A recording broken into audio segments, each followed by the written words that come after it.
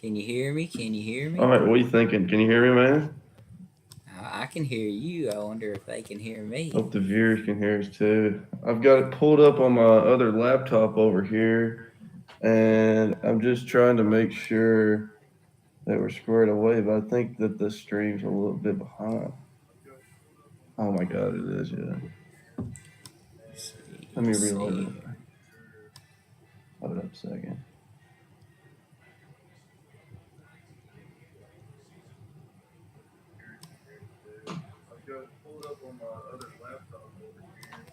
Yeah, it's.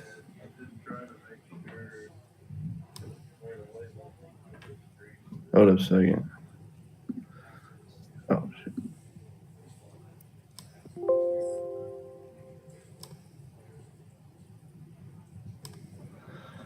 You know what? I think that the stream is just going to be a little bit behind, Is it? is what I'm going to guess. I think that's probably a safe bet. So I probably just need to turn this other one off and we can just roll. Yeah, I was trying to find a way to pull up the. I can pull up the chat All on right, so it here. showed up. All right, Wilch, can you hear me? This is all that matters right now. This is all that matters right here. I can I hear you, can't hear man. you. Can you hear Son, me? what have you done? Great start, day one. Wouldn't expect anything else out of us two clowns. I don't know what the issue is, man. Oh man. Can you hear me?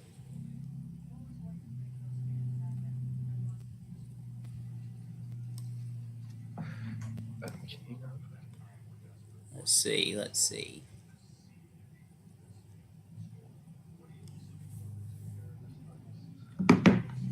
All right, we'll pull that back up. I know we're slacking right now. Give me a second.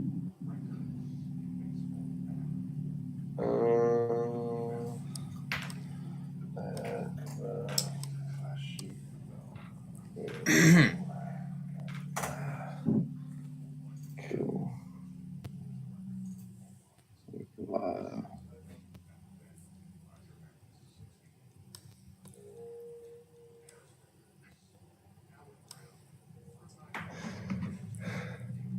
I can't hear you, bro. Can you hear me now? That's not the issue. Like, start talking. I am talking, man. This is gonna be a long video. We're gonna have to cut this. I mean, dude, I'm not a professional, not yet.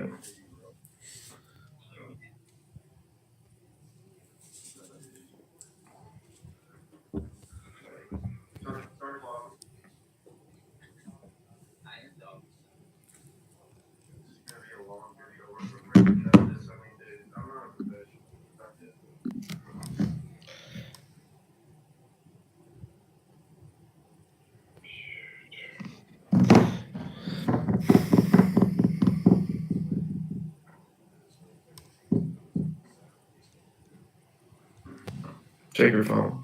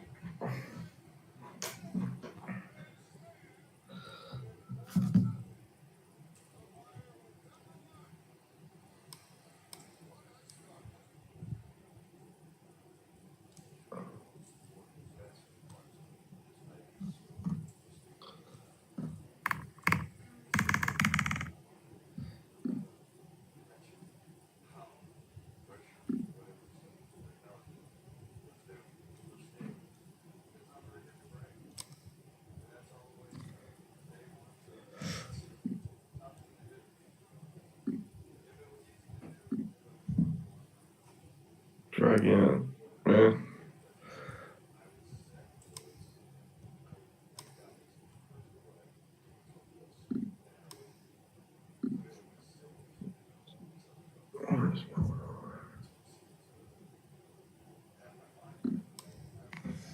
Can you hear me now?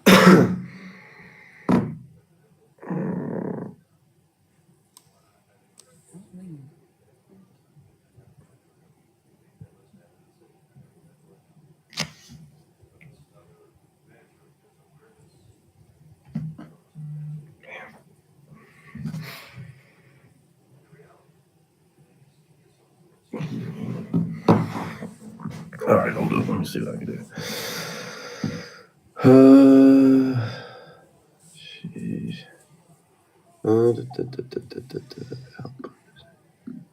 All right, try again. Try talking. Can you hear me now? No. What is going on?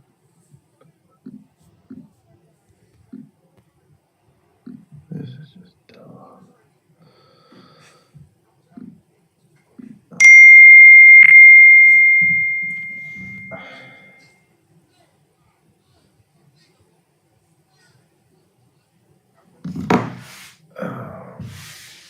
Okay, give us a second.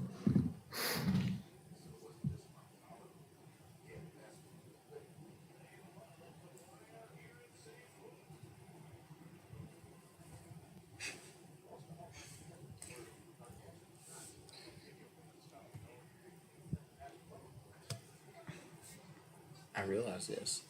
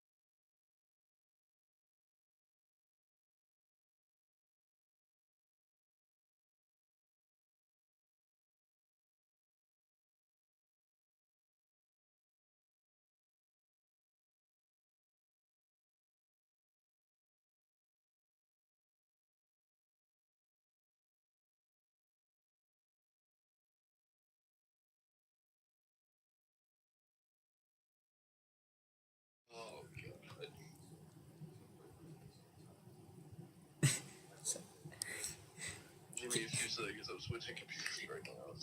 So, guys, how's it going? It's just me.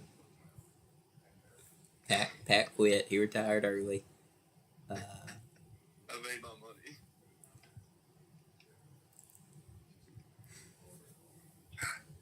This is not fun. And this is just not fun. sorry, my co-host is retarded. Hey, easy.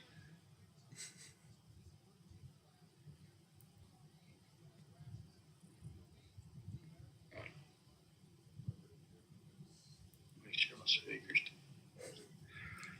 Oh God, it's bad. I'm trying. I really am trying this man.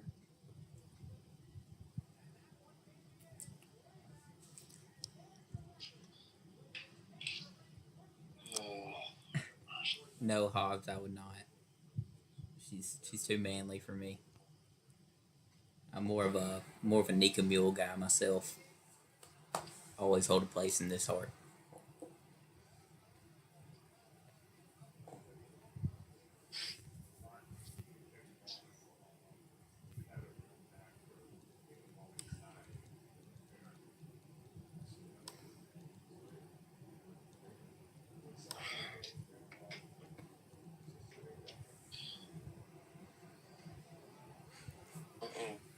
Hey guys, let's stop talking about my language, please. I'm trying my best. Yeah, you need to watch it.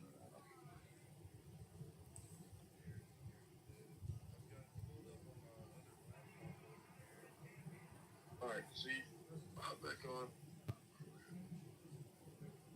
I switched computers. If this doesn't work, then I don't know. I just like for you to be able to hear me, man. Alright, start talking. Been talking to myself.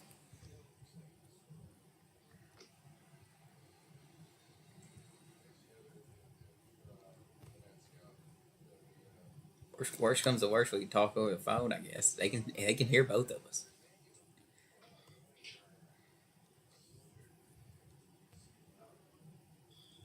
Y'all are gonna get my thoughts on 82 Grizzlies here in a minute if Pat learns how to work a computer.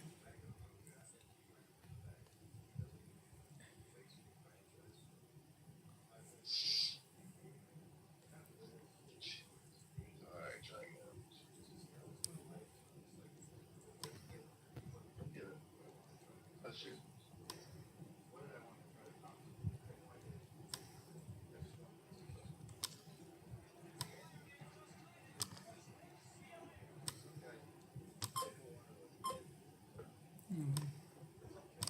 Now I gotta add you back into this thing, bro. Jeez. Huh? So now I gotta add you back in this thing. One sec. Add me back. Yeah, your picture. You left. I don't get it, dude. Like,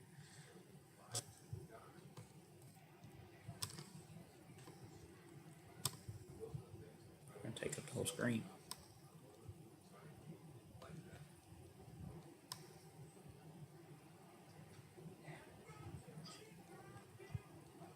now start talking. Alright, bro. I've been talking. Also, your camera isn't on. I know. I'm supposed to. Alright, now start talking. I've been talking. It's not. I can't get. Ah. I can't get. I can't get.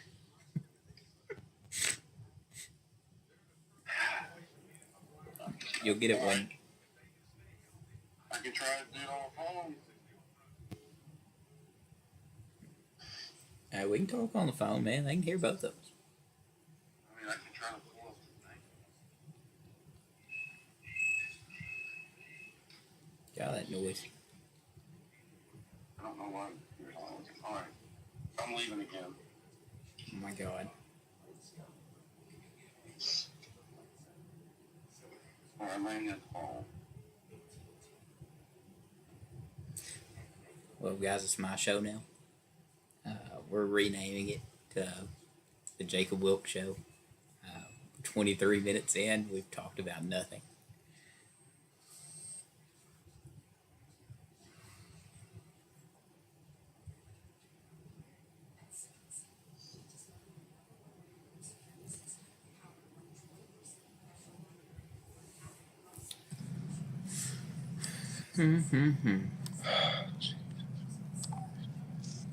All right, I guess try now.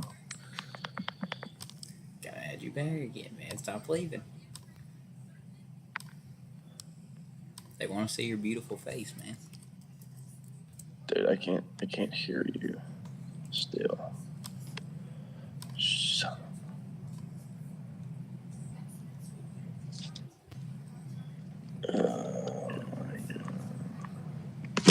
What are you on? What is your screen? what's the problem?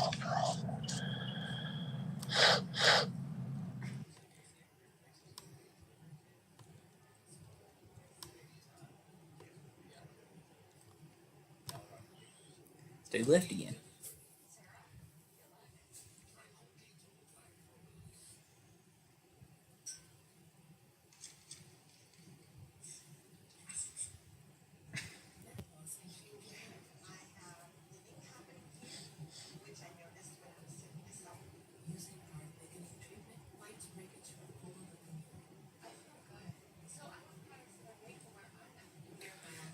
I don't know why I'm texting in the chat. I can just talk.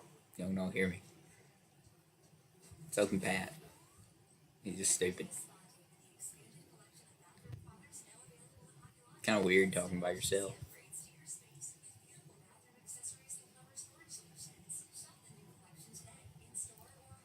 Nick Whalens, stupid idea. Never comment again. You're done. Nicholas.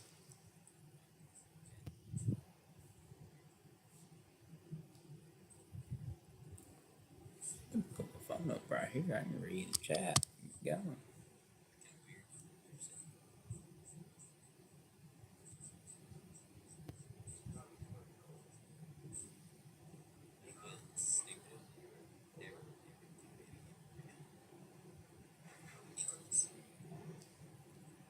There's a very big delay. So like I wait like 30 seconds and then I hear what I said. It's kind of weird.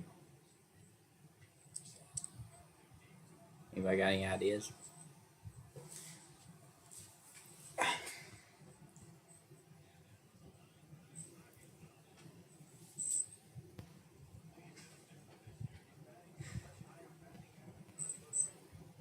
So what y'all want to talk about? We can talk about anything now.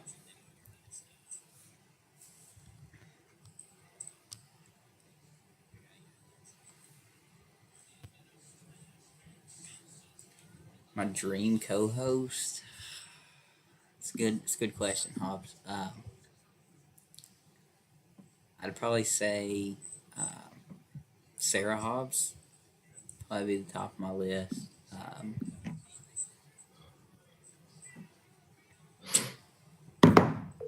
Besides her, I mean, it's tough pickings. Hey man. Yeah, I still can't hear you. Well, you'll have that, I guess. Gosh, dang. I don't know what the problem is.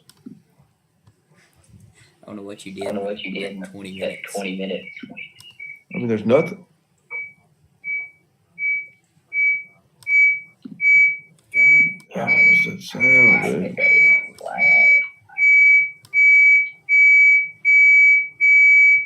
What's that sound? Oh my god. Some mic.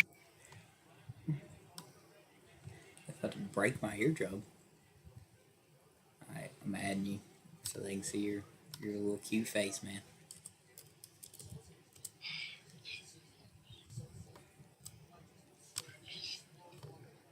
Let's see here.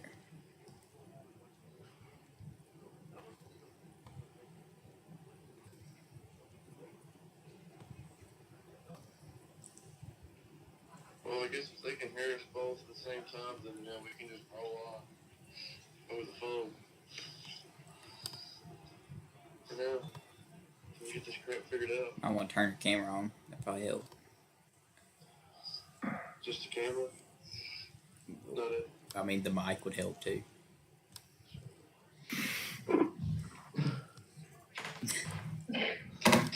This is who I'm dealing with.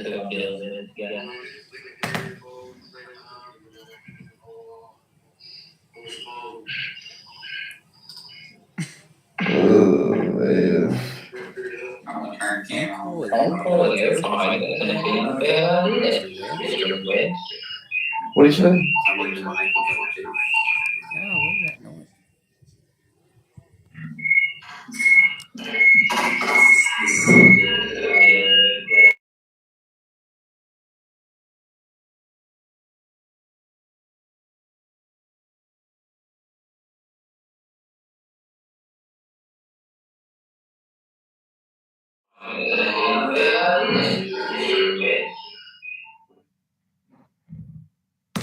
Well, do you want to go with it?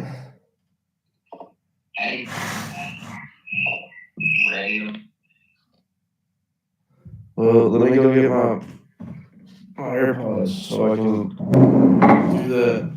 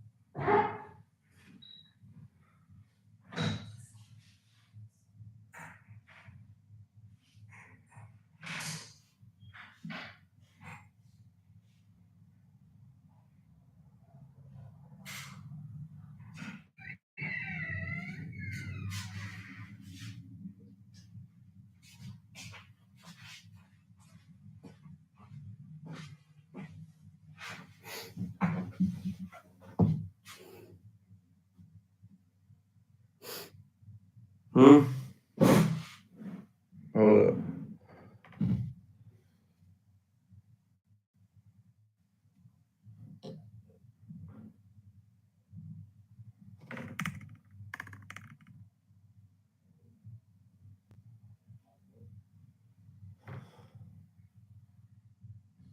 Do what? Hold up.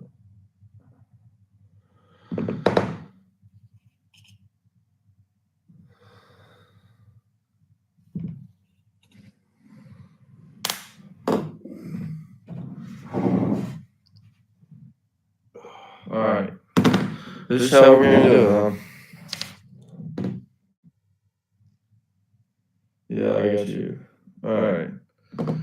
Okay. So crazy thing happening. So we'll get this sound where I can actually hear him, and we can not have to worry about making a phone call because that's kind of crap. But hey, that's all right. But anyways, welcome to the first episode, the first airing of the next biggest podcast known to man. Next biggest sports podcast known to man. We're the clipboard. It's great, catchy, quick, nice, and it relates really well to what we have going on here. Because we're mostly a basketball podcast for sure. That's my expertise. We might show some other sports down the road a little bit, and I guess what we can start out with is kind of introducing ourselves a little bit and maybe figuring out kind of why we did or why we decided to make a podcast. So first of all, I know most of our listeners are guys that we met in Murray, and also I know there's some listeners on here as well that's from McLean County. So that'll be a crowd. I'll have Wilkes here introduce himself, but Logan Patterson, just love basketball, love it a lot. So, and I was like, you know what, it'd be pretty cool to start talking about it. So we did that. So I'll kind of give you the little background of why we decided to start this podcast, and then I'll let Wilkes introduce himself. But believe it or not, I mean, it was pretty simple. It was kind of like a just off the rip, just kind of all of a sudden make this talk show. Last Wednesday, the first round of the draft. I'm not kidding. As soon as the draft started, or really a little bit before the first pick was even made, me and Wilkes are sitting there, we're texting back and forth about who's going to get picked first, blah blah blah, and then I'm telling you, every pick in the first round that happened, 1 through 30, we were texting back and forth and talking about what we thought about the pick, we think they're going to do, and all that great stuff. And I think it was by, if I'm not wrong, Wilkes, you can help me out here. I think maybe by pick 17, I think it was when DK was drafted. I was like, I texted you after we were talking. I was like, well, you know what, man? Why the hell do we not just make a podcast? And let's talk about this, let other people hear what we have to say.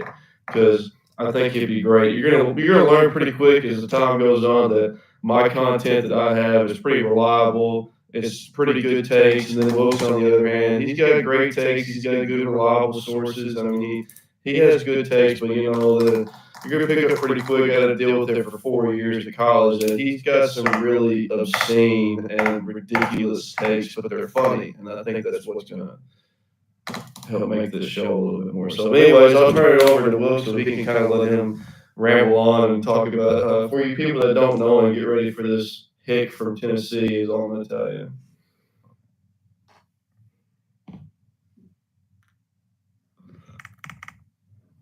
Yeah.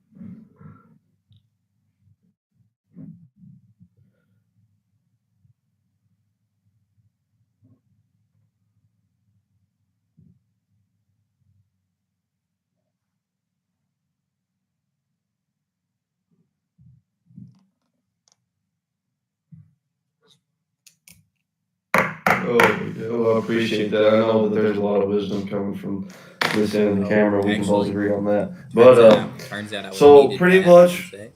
huh? Turns out I muted my mic on accident. That's on me, guys. It's on me. I'm just not gonna do that spill over again. I'm Wilkes. Nice to see you.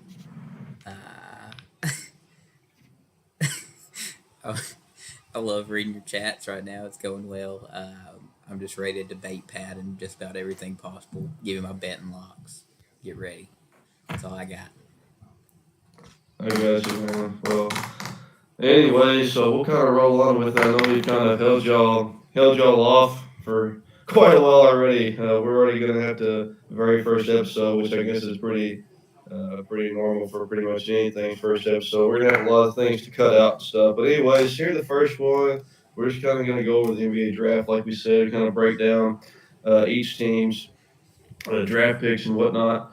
Some of the players we'll have a little bit more in-depth conversation about, and then others we won't as much, and then we'll just run with it from there. So, first of all, I have a little bit of like a breakdown. It's kind of it's mostly first round stuff, and just kind of these key points and what the future of the NBA is really, especially with these young guys coming in. What is it really looking like? Like, how's this new NBA really looking with all these new guys, young guys coming in? So a couple things that I have wrote down here is there were 6 lottery picks, so 6 of the top 14 picks that have 0 college experience. I mean, that's wild. I mean, 10 years ago, if you didn't go to college, if you weren't a one and done top 5-star recruit, you're not going to get drafted. Or if you weren't a player that's played a couple years in college, there's a good chance you're not coming straight from overseas getting drafted. So I think that's pretty crazy to realize that 6 of the top 14 picks have 0 college experience. That's a big case and a big shout out to the G League, Ignite team. They've had a couple players drafted from there. And that program was getting people ready for the NBA quicker than we think. And then finally, It's just the global presence in the NBA that we're starting to see. I heard a story. I mean, the involvement, the or not involved, the evolving of global players are it's insane compared to what we have here in the states. I mean, I've heard a story that in Europe they're practicing 5 to 6 times a week just to play one game that week. Have you heard? I mean, Wilkes, I don't know if you've heard that or not, but there's the guys over there in Europe are having 5 days of practice every week to go play one game, either that Friday or Saturday, compared to you come to the States and you're practicing 2 or 3 times a week to also play 2 or 3 times a week. And you don't really get that development key. So I thought that was pretty cool to kind of figure out as well. So, but Wilkes, you got anything before we get going into the picks? No, I mean, I do see. I mean, everybody sees there's a rise in foreign players and everything, and so I mean, there's been a lot of good foreign basketball players, and some of the best players in the league right now are foreigners. So um, I would say it's moving at a good. It's rapidly kind of expanded here in the last few years, and so I'm excited to see kind of what all these dudes do and see if there's actually a difference, I guess, between playing college ball and going overseas and starting out. Absolutely. Uh, so let me see if this is gonna work because these airplanes make me talk fuzzy. So I'm just gonna put you on speaker. Um, kind of want to go over here. Hopefully, it doesn't mess with the mic or anything. I don't think it will. But all right, so pretty much what we've got going. We're gonna go alphabetical order, talking about each teams, and I mean it's pretty cool that we got lined up here. The first team, the Hawks, had the number 1 pick, and then so we get to talk about that one right off the rip, and then we get to end with the Wizards, who had the number 2 pick. So we'll kind of go on with it from here. I'm trying to find my other set of notes. What did I do? Oh, no, that's not good. Look at this. There you are. All right. So first pick of the NBA draft. Atlanta Hawks had the number 1 pick, and then they also ended up having the rights to the players of the 43rd pick. They received a trade from Miami. So number 1 pick. I'll let you go off here because I remember talking last week. This was kind of like you're one of the guys that you were kind of skeptical about. So just go on. Number 1 pick for the Hawks. Go for it, man. I don't understand. I just don't understand it really because I've watched him on like I mean I've watched his highlights and I've watched his actual just like game film and the dude just isn't really that good. If you want me to be honest, he can't play defense. Is he's the slowest moving player I've ever seen in my life. Just he's like my comparison I had for him on here was MPJ with a uh, better on ball defense. Which I mean that's not saying much because Michael Porter Jr. is just I mean he's lengthy and so is Risker, but he's just not that. He's just not that guy to me. I think he's gonna be like a number 3 option. He's a good like pin down. He's gonna come out to the 3 point line and he'll probably hit a few threes a game, but I don't. He's not a number 1 pick even in a horrible draft like this in my eyes. Yeah, I hear you. I hear you. Yeah, it's pretty. He has the size and the build to be a. He has the NBA skill set. I guess what we can say. He has that all, but he hasn't. I don't know if he has. I don't know if he's at the point to where he's able to show it yet. Um, so you pretty much hit all the points that I have for what I wrote down on him. I have he's a crafty scorer, a great shooter. He shot 40% from three. That's pretty good. Being 6'9", I mean that's something you have to have in the NBA if you're going to be a 4 or maybe he might show a little bit at the 5 spot. And he's honestly athletic enough to maybe show some at the 3 spot. You're going to have to be able to stretch the floor. So um, and then we'll kind of move. We'll move on from here. I don't or comparison. I also have a comparison. I think you cut out a little bit for a second one, but my comparison I have down for Cam Johnson. That's what I think he can get to at some point. Uh, which is his shooting ability, his length, and his potential upside on the defensive end. So We'll kind of skip the 43rd pick for the Hawks. We'll just go down. Grade the team for me, man. My grade for the Hawks, I gave them a B. I believe that they picked one of their potential next face of the franchise. So I couldn't go as low as C because they're taking a risk on a guy.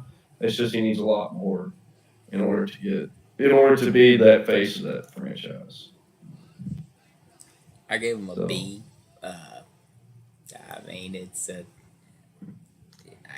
there's, it's just a decent. I mean, he's decent. He ain't gonna be bad, but you know, I don't see a lot there. So I give him a B. I guess they're fine, but it's the it's the Hawks. I mean, they suck anyways. So you gotta play with Trey Young. Your career's ruined either way. right, okay. So, all right, cool deal, man. Cool deal. We'll move on a little bit. Next to the Celtics, this one will kind of be short. I have just to go ahead and make the ringer to everybody. I am not very happy with what the Celtics had to do for me. They kind of let me down. I know that they didn't really have the pick to really do much. I know that they were the last pick in the first round, and they had another pick in the second round. They drafted two solid guys in Baylor Shireman and Creighton. He's kind of the Sam Hauser kind of guy that we already have. So minutes will probably be limited to him to start out. He might be stoned in the G League for a while to throw a little bit of maybe see a little bit more of the floor, see some more NBA talent level before he can make his way up. And then Anton Watson from Gonzaga at 54. Uh, I watched him play Gonzaga a couple times. He's a bruiser, kind of a slasher kind of guy. He's just a physical dude. He wants to get to the rim. He can spot up and shoot a little bit, and he's also on the boards. But his main focus is defense. I graded us with the C. I mean, we have two players that have an NBA build and a potential skill set, but a lot of development's going to have to go. Yeah, I'm just surprised the Celtics had money to like go out and sign one of these guys, even to their little $300,000 contract, Yeah, just paying everybody in the starting lineup 30 mil. I don't know. I don't know. yeah. I guess the salary cap don't extend to Boston. They're playing with monopoly money over there, but Hey, uh, we're about to sell, so Wick might donate some of that money back to the yeah, program. Hopefully. he's got to sell or he'd be bankrupt probably after all these contracts. I give Baylor Shireman a C minus because he's just Sam Hauser. You already had a Sam Hauser. I don't know why you want two of them. Sam Hauser sucks. So I don't know why you want two Sam Hausers. Uh, Right. he's just. I hated Baylor Shireman at Creighton. I'll hate him in the NBA. I'm glad he went to the Celtics because I hate the Celtics. So it's a perfect fit for me, really. I get to hate him some more. So I don't really care. And Anton Watson's cool, but he's just David Roddy from Gonzaga. So congrats. Probably ain't going to make the team. Oh man, I got you. Well, next up, it was supposed to be Brooklyn. They didn't have any picks. Like that right there doesn't make a whole lot of sense. That Brooklyn didn't try to go. I mean, I know they're probably out there dumping them like it's Christmas candy, like it's Halloween candy, it's Christmas treats. I mean, the Brooklyn Nets are doing everything that they can to not be a good NBA team. They had no picks. I don't know what you're doing there. You're trying to rebuild, and then you don't have any picks, so you're not going to draft anybody, and nobody's going to sign there. They have zero reason to go there. There's no market in Brooklyn. No reason to go. So we'll move on to Charlotte. Uh, I'll let you go here. We're talking about there's the sixth pick. You had a little bit to say with them yesterday when we were on the phone. I'll let you lead off with the Hornets at six. Yeah, I gave the Hornets a D plus because I was feeling lenient of just not wanting them to get an F. Basically, the dude they drafted at 6 is probably the most raw guy I've ever seen in terms of. I mean, he could be good, I guess, but um, he's not right now by any means. didn't really do much overseas enough to warrant being a top 6 pick. He plays like Aaron Gordon, if that makes sense, but he's not Yeah. as good as Aaron Gordon. And Right. so, if you aren't Aaron Gordon and you try to play like Aaron Gordon, you're probably just going to suck. Um, I wrote down, um, he had good timing on his cuts, so he's got that going for him. But he can't shoot, and I watched him miss like 10 layups in one game. Um, and I also just don't really even know how to pronounce his name. So that's another downside because I don't know why. He's just here. I don't know. The Hornets are poverty, so that doesn't surprise me any. But I give him a D. I give him a D minus in terms of the pick. I gave him a yeah. I gave him a C. I was kind of I don't. I like how you said that there's 6 picks. Ted Jane. I mean, he's got an Aaron Gordon type play style, but he's not Aaron Gordon. One of the players that I wrote down as a potential comparison for him was Al Farouk. I don't know if you remember him or not, but he he's just not there yet. I'm not very big on him so far either. And I read something earlier on. I think it might have been ESPN, kind of doing a little more research on this guy, and it said that they drafted him at 6 because they seen that he had a high potential of becoming a great shooter. And I'm sitting here like, okay, so you're telling me you drafted a dude that you wanted, which is fine. If that's what you want, that's great. You're taking a guy just to turn him into a 3-point shooter. Like, why would you waste a pick at 6 in order to get that? I don't know what that was going there. So, next is the Bulls. This is one of my favorites of the draft at 11.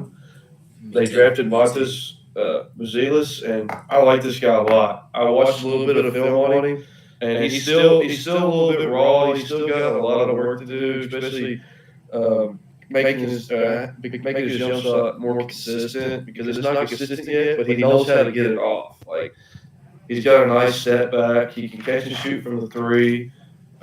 He was averaging 14, 6.5, 2 blocks. His shooting splits were 45% from the field, which isn't great, 27% from three, which isn't great, and 70% from the free throw. But this is a 6'9" dude, 6'9" forward. He's shooting 27% from three for a reason. It's because he's shooting them. He's really, really shooting them. He's not just taking a couple of games and slowly going down. He knows how to get his shot off, and I think he can really become a good a good NBA player. I've got him at his ceiling. Like I didn't make this a complete comparison, but I think at his ceiling you can see I see Chet Holmgren type vibes with him. I think he can get to that point. He's mobile. He can dribble. He step back. He can shoot the three. So I gave the Bulls an A. I like this guy a lot. Yeah, I give him an A plus. He's my favorite player in the draft. A plus. He will be Laurie Markkinen one day. I'm telling you right now. Laurie Markkinen. He will be Laurie Markkinen, and Laurie's my favorite player in the NBA right now. So I'm very high on this guy. Place your bets in for him winning Rookie of the Year right now. I'm telling you, it's going to happen. He also, I learned this the other day, he set the record for blocks in whatever league he was in, like a single season record for blocks. And that's kind of insane to me because he's not a big, like he's 6'9", which is big, but he's not like a big man, like a center or nothing. So I thought that was very intriguing. But yeah, he's a fair player in the draft. I'm placing him for Rookie of the Year out of that. I like it. I like it. I think he's gonna end up panning out pretty well for him. Good little pickup. Nice guy to run along with Vooch if they plan on keeping him. So um, next is the Cavs. I don't know if you have much on this guy at 20 from Cal, Jalen Tyson. Uh, I got a little bit on him. I didn't really watch much film on him. But he's solid. He can create his own shot. He gets to the rim pretty well. He's a good defensive matchup, switchable kind of guy. And he was averaging 19.7 and a steal a game. I mean, he was showing some. They're saying he's showing some Kelly Oubre, Caleb Martin type play style, and I gave him a B plus B range right in there. 'Cause I think they got a guy that can step into their. Because you get later in the first rounds, especially like 20 through 30, these teams are finding dudes that are in college for 2, 3, 4 years, and really with the COVID year now, 5 years. These guys are old enough and have the play styles and have the frame, like they're ready to play in the NBA now. It's just they were staying in college because they were making more money in college. Let's be honest with the NIL. So I think this guy is a guy that can maybe step in somewhere, maybe step in somewhere to in the Cavs rotation. Yeah, I mean, I compared him to Caleb Martin. That's what I saw. Just basically, that's who he plays like. Really, I mean, he's just a scoring wing. He's kind of lanky. I think he'll be decent. I think he'll be a decent role player, but I don't think he'll be anything more than that. So, cool deal. Yeah. Um, Dallas.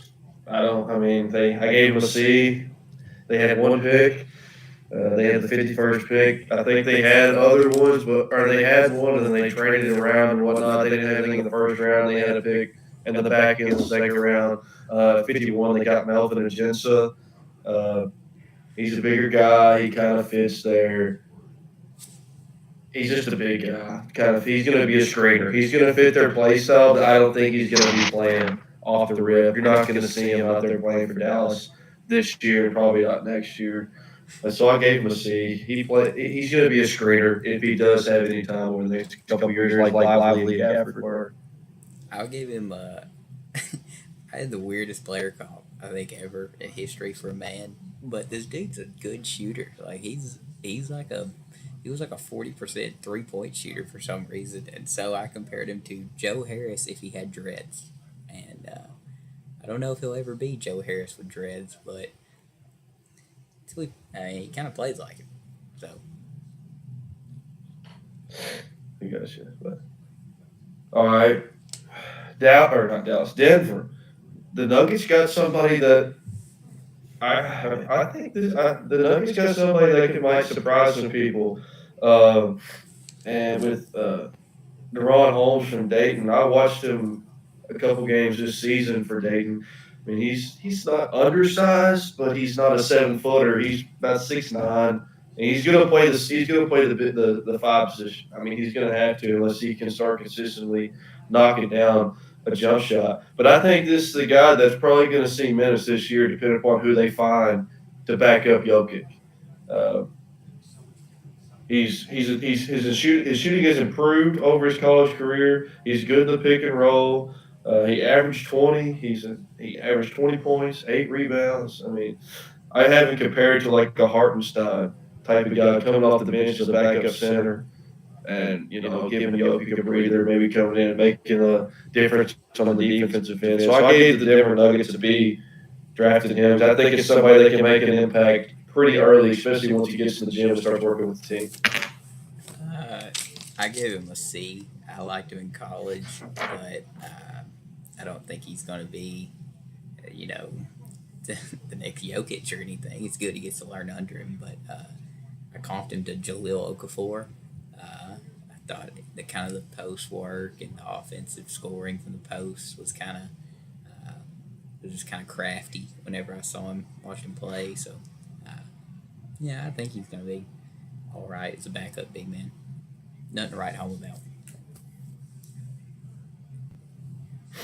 Absolutely. So, yeah, I think he might have an impact early, but I guess we'll just have to wait and see. Next up, the Pistons.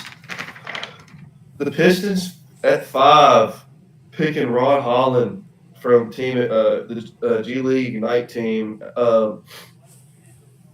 At first, man, I was kind of like, did they draft him a little bit too early? Did they take him a little bit too high? Man, after just doing a little bit more reading about him, I think he's got some of the most upside out of the whole draft, and I'm serious about that. I think Ron Holland has one of the largest upsides in the draft. I have wrote down here he's able to get a shot off, but he's inconsistent. But he's athletic. He's got great flow. He can be a floor general as a forward, a guard, wing, forward type player. I wrote down, and one of my coaches growing up used to say this all the time.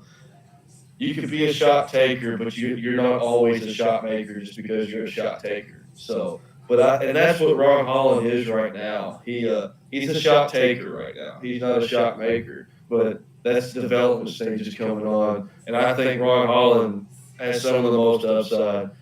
And I think the Pistons did end up taking a pretty good person for their rotation. I mean, what do they have to lose? What do the Pistons really have to lose right now? I mean, they're firing coaches left and right. I mean, they're thinking Cade Cunningham's the next best thing since sliced bread, and he hasn't been able to perform. I mean, he's been performing a little bit, but he's not. He doesn't have any help, I guess, is what I should be saying. So I think Ron Holland might be like a little 1-2 punch, and maybe take a little bit of the weight off of Cunningham's shoulder. I gave him a B because I'm still not convinced. I have to be convinced by Holland to give him an A and becoming a shot maker. But I did give him a B. He'd have to convince me quite a bit. I gave him a C minus. I think he's very athletic. He's a good finisher. He can guard the 1 to 4, and he's only 18. So I mean, there's a lot of potential there. I understand that. What I don't get is why the Pistons didn't trade with the Grizzlies so we could go up and get Klingon, because ain't no way Ron Holland was going between 1 and 9. So they could have traded down, got some picks, still got their guy they wanted that they took at 5, could have paid him less, but they just, I don't know. Pistons GM, I guess. I should have expected it, but I mean, in terms of Ron Holland, I guess, I mean, I comped him to Jeff Green. It's kind of how he played, like, to me, just kind of a bigger guy. Jeff Green in his prime, different breed. But I don't know if he'll ever live up to those expectations. He can't really shoot. He had one of the worst field goal percentages. And I got you, man. He's all right. Yeah, I think it's. Yeah, I agree. I mean, it's just he's going to have his jumper and his consistency behind the arc is going to have to really improve, and I think it can happen. I really do in the NBA, being that's what they do, man. Development of their players is a big part of their jobs, and getting them ready to take their teams to the playoffs, to the championships, everything like that. So next is Golden State. We don't have to really talk about Golden State. They had the 52nd pick, Quentin Post from Boston College. I gave him a C. I mean, we don't really know how he's going to pan out. He's got a good NBA build. He can stretch the floor. He can rebound. I got put he has Mike Muscala type Mike Muscala type play style. But if you have anything to say on him, go for it. But I mean, that's just going to be a C if it happens or not. I mean, I'll be honest with you. I had no idea who he was before the draft, and then I didn't know. You could have told me he played at Boston College, and I know that's a Power 5. They play in a Power 5 conference. I still couldn't have told you who he was. Yeah, I don't know much about him. I comped him to Myers Leonard. Maybe he's a little more or a little less anti-Semitic than him, but he kind of shoots 3 ball like him. So, I mean, he's a big stretch, probably stretch 5. I mean, he's 7 foot tall, but I don't know. He probably won't even make the roster. Let's be honest. Yeah, you're probably right. He might. I think he could maybe be a better player overseas, maybe. So, all right, let's get into big surprise. Houston Rockets, Reed Sheppard, my boy from Kentucky, 6'2" guard, SEC Freshman of the Year. This guy, I'm going to be honest with you right now, I never seen it coming. I mean, he comes in, He comes in game one in Kentucky, and I'm sitting like, oh, Reed. They're saying, how's this Reed Shepherd guy going to pan out? How's he going to pan out? Like, he's probably going to be a backup guard. He might see the floor a little bit, especially early on in the season. He's going to get a little bit of time early on, and I'm going to see him maybe make his way down the bench a little bit farther. Oh, no. Oh, no. Dude can pass. Dude can score. Dude has one of the best IQs on both ends of the floor any college basketball player has ever had. Even as a freshman, I think he's just as smart as a senior guard. I'm going to sit here and say that right now. Reed Shepherd was the best player on Kentucky this year, the most consistent player on Kentucky. I will stand by that. And I got him compared. God, my comparison that I have for him makes me want to throw up just because he's a Duke guy. But he's got a lot of Grayson vibes. He can shoot the three, and he can defend. I just can't believe I said that. I can't believe I said that, but Grayson Allen and Reed Shepherd have a lot of the same play style. They're gritty, and they both know how to shoot the rock, dude. Wow. I'm gonna go ahead and watch the. I'm gonna go ahead and watch the comments on this one. Why on earth would? First of all, your thinking's backwards because if you like the pick at 3 and you say he's gonna be Grayson Allen, would you take Grayson Allen at 3? Well, no, that's not the premise of this, man. That's not the premise of this. That's not what I'm saying. I'm just saying that their play styles are the same, and I think Reed is better at doing that play. I think he's better in that play style, is what I'm saying. And that's why he got drafted at 3. He's a dude that knows how – Reed Shepherd is a dude that knows how to translate. Yeah, he's small. I can see Reed Shepherd coming in for a couple of years and being like his dad and being back in Central Kentucky and not having an NBA spot anymore. But – the work he had to put in, he's a worker, or he would never have made it at Kentucky.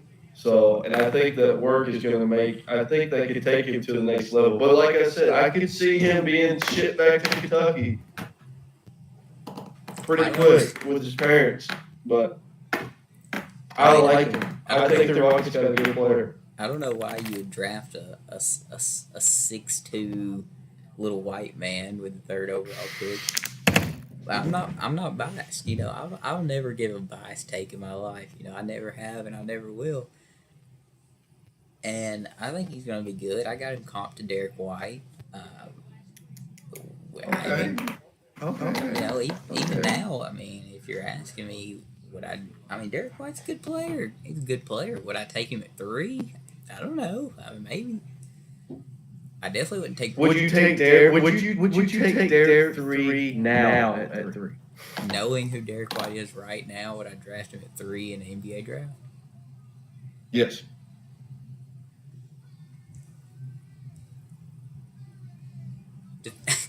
Maybe in this draft. This draft sucked.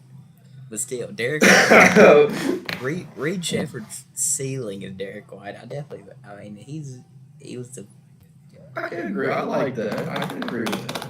And that's a good player. That's a dude. I've got it wrote down over here. That's at the next sector.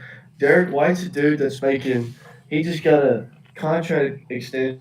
He just signed. He just signed $1 billion deal. That's all the Celtics are giving out. 4-year, $125 million deal, man. I mean, yeah.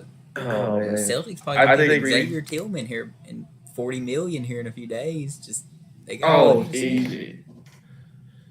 I know. Have somebody because KP can't stay off the injury list. So, all right, what would you grade the Rockets? I gave him a A- just because I don't know. I'll take the A. I think Reed Shepherd he's a good shooter. I think the Rockets needed a shooter, so I'm not mad at it. I'm just saying I don't think he's gonna be that good. It's just the other options also suck. So. All right, so move on to Indiana. They had nothing. Another team with nothing but second-round picks, but I do really like one of their picks. I really do. At 35, the Pacers drafted Johnny Furphy from Kansas. This is a dude that was projected to be a potential first-round pick. This guy right here is tough. He's tough, man. You know why? Because he played, what was it? What did he play? Australian football. Is that what it was? And it turned him into a dog. And I'm telling you right now, if you get one thing out of me ever, and it's basketball related, you can't teach dog. You cannot teach dog. You're either a dog or you're not. And Johnny Furphy has that grit to be a dog. And I think he's going to be one that translates into the NBA. Hey, I agree. I see a lot of myself in Johnny Furphy. And God. that's kind of why I like him. You know, we both have that dog in here. He was the best player on Kansas team this year. That's not saying a lot because they sucked. Ain't that right, Trayvon? If you're still in here listening, but Are you? I mean, he carried Dick. I thought he was a good pick for the Pacers. He'll be able to spread the floor. He's kind of he'll get to kind of learn behind T.J. McConnell, another dog, and so yeah, I think it's a fine pick. I wasn't mad at it. Hey guys, yeah, I do like to pick a lot. He's got a lot of development to do though. He is still young, and I think he should have stayed in Kansas or in the college game. He probably would have made more money there. But I mean, I guess he's just looking at like, hey, I'm gonna go ahead and get up here and start playing against these professionals, whether that be 9, 10, 11, 12 in a rotation or at the G League, in the G League. So I guess that's the way he's going with it. They also draft the Pacers at 49. Also drafted the NCAA, the 2024 NCAA tournament most outstanding player, Tristan Newton. He's a versatile scorer, good leader, good point guard. He's averaging 15, 6, and 6. So I think he can have an okay NBA career. I'm not going to say he's going to have a great one, but he's got the skill to kind of be a good backup point guard for somebody. Maybe not now, but over the next couple of years, he could be a good backup point guard. That's another thing. I just said that versatile, man. A lot of the second round guys I've seen versatile in their description, and I guess you got to have that, man. Especially in today's game, especially if you're getting drafted that late. If you can't do more than one thing, yeah, you're not going to be playing basketball for very long. So, I just wanted to throw that out there. So, going on with it, we got the Clippers. This is kind of a up in the air, kind of like what's going to happen with this guy type player. At 46, they drafted Cam Christie. His brother plays for the Lakers, Max Christie. And I've got the draft, the team grade for the draft is a C. But this guy right here, I did a little more reading on him. He can score the ball, dude. This dude, he can shoot all over the floor. 15-footer, the pull-up is great. He's got the NBA offensive skill set, the mindset. He's a scorer, and I compared him at his peak. I think at his ceiling, he can get to like a Michael Porter Jr. type score. Get the shot up, put the ball in the hole if he's hot. This is going to be a microwave. If this dude's feeling it, he's going to be rolling. And I think his game will translate well to the NBA if he can develop the way that he can develop his offensive game into a pro style and also be able to maybe add a little bit to the defense, man. Comped him to Brandon Boston Jr. Just kind of a little offensive spark off the bench. Just he might not give you a lot, but he'll give you a few buckets a game if you bring him in. So I mean, it's a decent pick. Again with C+. I think he'll be okay, and but it's going to take some waiting and seeing.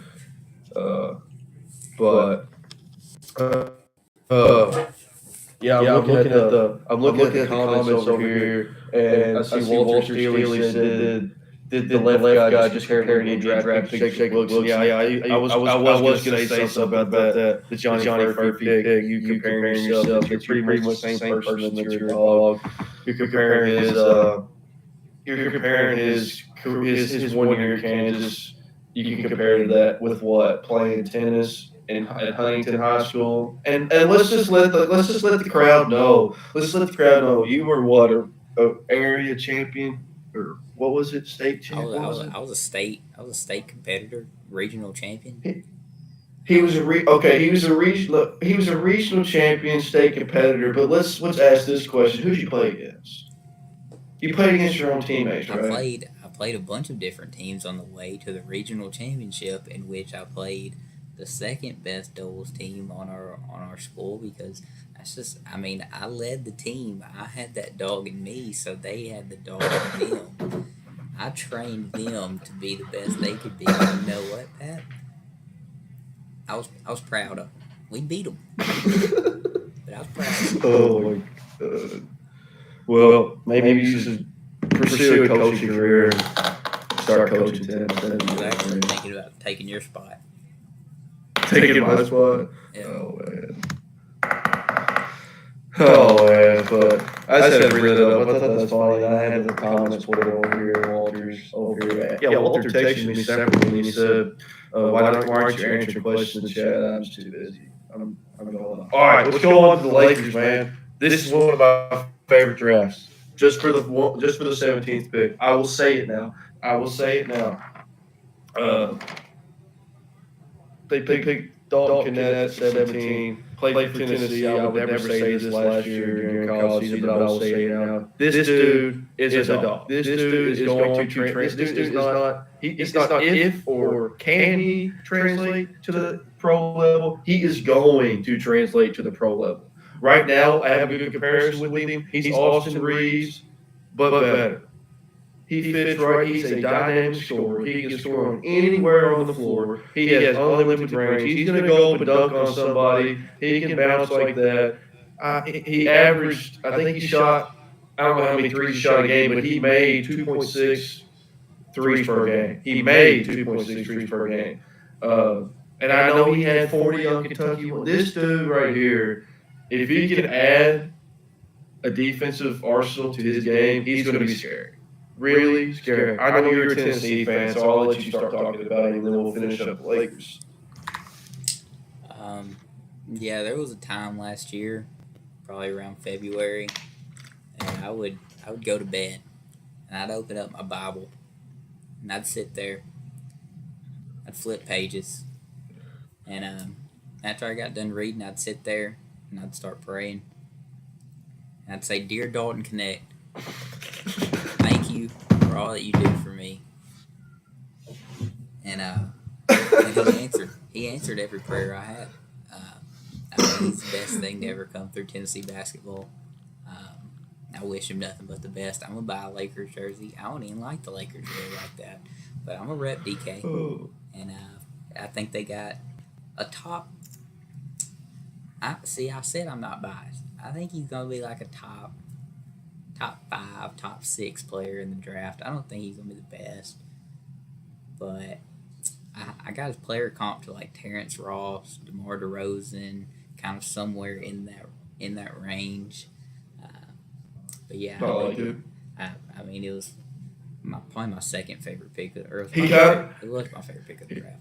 Here, catch my drift on this one. He kind of like I think he can get to the point that he's the ability of him to score the basketball is like prime Joe Johnson. Joe Johnson is arguably one of the best one-on-one scorers of all time. Period. I mean, I think DK could be a really good one-on-one scorer. It's just that right now, is he going to be able to do it against this level of competition? He can do it at the college level without a doubt. Is he going to be able to do it at the professional level too? And I think he can. I think it's going to take a couple of years, 2 or 3 years. But I really think between his third and 5th year in the league, because he's still going to be there in 5 years, he's not going to fall off. And he's going to be a dynamic. He might be pushing for an all-star spot for the next 5 years. And I'll stand by that. I can see it. I mean, he gets buckets. That's what he does. It's just he can do everything. I love him. So, all right, we'll finish up the Lakers real quick, and we know the 55th pick was Bronny. I mean, everybody knew it was going to happen. and Stephen A. They were talking about it. Who else was talking? I think it was Stephen A. and that crew. It's who I was listening to when Bronny was drafted, and Woj was on there too. The word nepotism was brought up, and yeah, there's two things that I'm going to say about the nepotism thing. One, it happens in the NBA all the time. I don't remember who said that. I think it was Jay Billis said that, and Stephen A. also kind of hinted on that too. Nepotism happens in the NBA all the time, not just with this situation. And two, Bronny was getting drafted at 55 no matter what, or the world would have ended. I promise you. That would have been the day that Jesus came back to save us all. You mean Dalton came back? Whatever. Came back if Brian James didn't get if he didn't go there, he was going to Australia, right? Or yeah, that's where it was. But anyways, so I gave the Lakers an A in their draft for two reasons. They drafted potentially one of the next best stars in the league, one of the next best offensive stars in Dalton Knecht. And they also by drafting Bronny James, they might already sell out all the tickets in the Staples, or what is it, the Crypto Center that they're in now. But now that Bronny's there, he's going to be in the G League a little bit. But when he's up, that place is going to be sold out. People are going to pay whatever they have to go see it, and their ticket prices are going to go through the roof. People are going to be in the seats. That's why I gave him an A. I gave him an A plus. A plus. I mean, they were always going to draft Bronny. Let's be honest. Anybody else you draft at 55, they ain't making a roster anyways. It didn't matter. But they made LeBron happy, and if LeBron's happy, that's an A plus in my book. He signed a 2-year extension. A plus. Nothing wrong with it. Oh man. All right. So next is the Memphis Grizzlies. I'm not going to say a word. About the Grizzlies because I know your talk about it was going to be long enough. I'm not sure how long this has been going on, but to add the 37 minutes that it took for me to figure this crap out. So since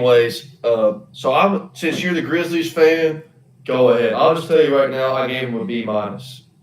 That's what I'm going to leave it at that. B minus is their draft. Drafted Zach Edey, Jalen Wells, Cam Spencer. B minus. I'll let you talk about them. When I was sitting there draft, I envisioned this. You're me. I'm sitting in bed. I'm watching the NBA draft on that TV right there. I thought we were going to move up for Klingon, so obviously, expectations are up here. We should have moved up for Klingon if the Pistons weren't mental. We don't move up. I didn't know what I was going to do. I thought we might draft DK, make me happy. We didn't. We didn't draft DK. We actually took the guy that every person in Tennessee hates, which is okay. I understand NBA teams don't look at college basketball, and they ain't worried about Vols. Memphis definitely ain't worried about Vols fans. They hate the Vols. At first, I was very upset. I probably had some very choice language. But then I thought on it a little bit, and I don't hate it. I don't hate it as much as I did. I like the idea of having a 7'4" guy. He's big. I think he's crafty. He's craftier than he gets, attributed for. He's a good inside scorer. We need that. Take the pressure off Jaren. Let's Jaren move to the 4. Let him be actual, get him out to the 3-point line. Let him shoot some more. Not have to worry about rebounding and fouling out every game. I'm excited about that, even though I know Zach Edey will foul out in probably 12 minutes. I have him comped to Zubac. I could also see him just being Boban Marjanovic, just because He's kind of big. He's slow. I still don't know how it's going to work on defense. I still don't know how it's going to work with Jaw driving to the paint. And, just a big behemoth of a man sitting there. I mean, I don't know how it's going to work really, but might as well take a flyer, I guess. If he's good, he's going to be really good. If he sucks, he probably will just play Jaren at the 5, I guess. It's fine. But I don't know. I don't hate it as much as I did. I like, I mean, I don't know how Memphis going to have to rent a buffet. I mean, that's a big man. He's like 7'4", 300. We're going to have to be bringing in Panda Express. Going to have to come be a sponsor. I mean, we're going to have to bring in a lot of food for that man.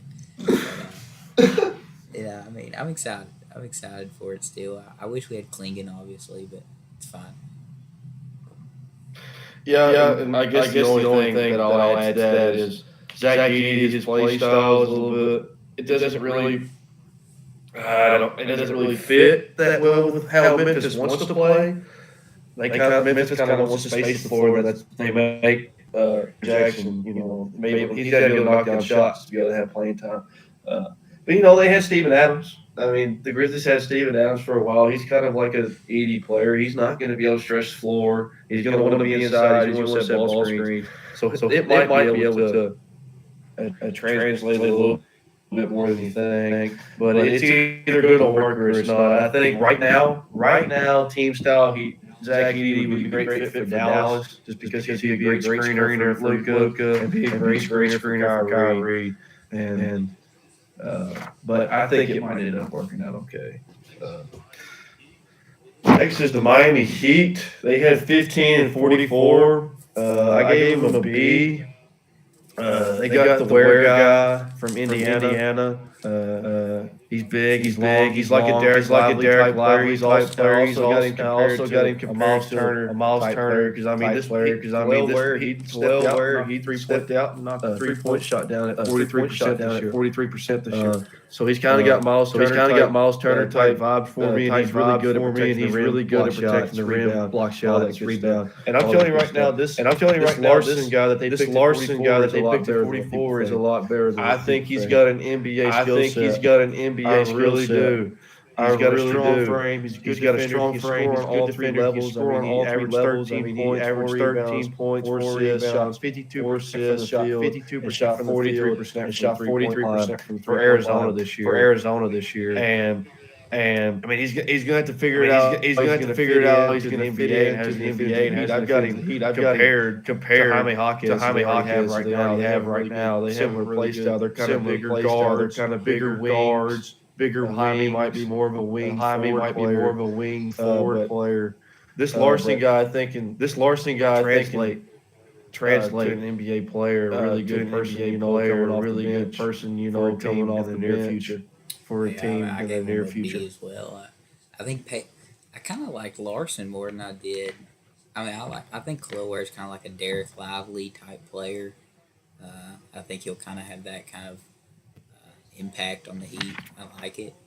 I know Gav's listening. The Heat culture is built different. I know he'll be in there, grinding away, gritty. I mean, I like the pick, but I do like Larson a lot. He reminds me of my player comp was Quentin Grimes, which sounds iffy, but yeah, it's a good 3-and-D player. Just he's going to give you good perimeter defense on one side, and on the other side, he's going to be ready to spot up. So you need that. So I thought it was a game of B. I liked it. Absolutely. Yeah, deal Miami Heat making their but we all know the Miami Heat are go find them somehow team. But I think they had a pretty good draft pick. So next up, the Milwaukee Bucks. I'm about to get rambling here for a minute. Actually, I'm not going to be rambling. I'm just going to tell you about the Milwaukee Bucks. I'm just going to tell you about the Milwaukee Bucks. Excuse my language. I'm telling you, a piss poor. I don't understand what they've done. I don't know what your opinion is on it. I don't know what your opinion is on it. At 23, at the 23, they picked AJ Johnson from Australia. They picked AJ Johnson from Australia. a that 6'4" can guard absolutely- that can absolutely not shoot the ball. He cannot score the ball. Not shoot the ball. He cannot score the ball at all. The only thing he has going for him is his athleticism. Dude was in Australia averaging 3 points a game.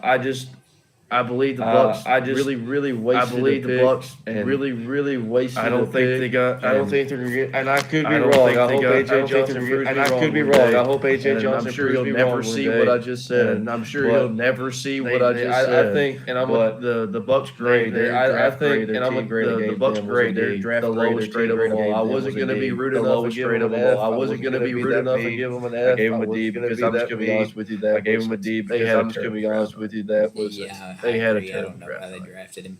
I did.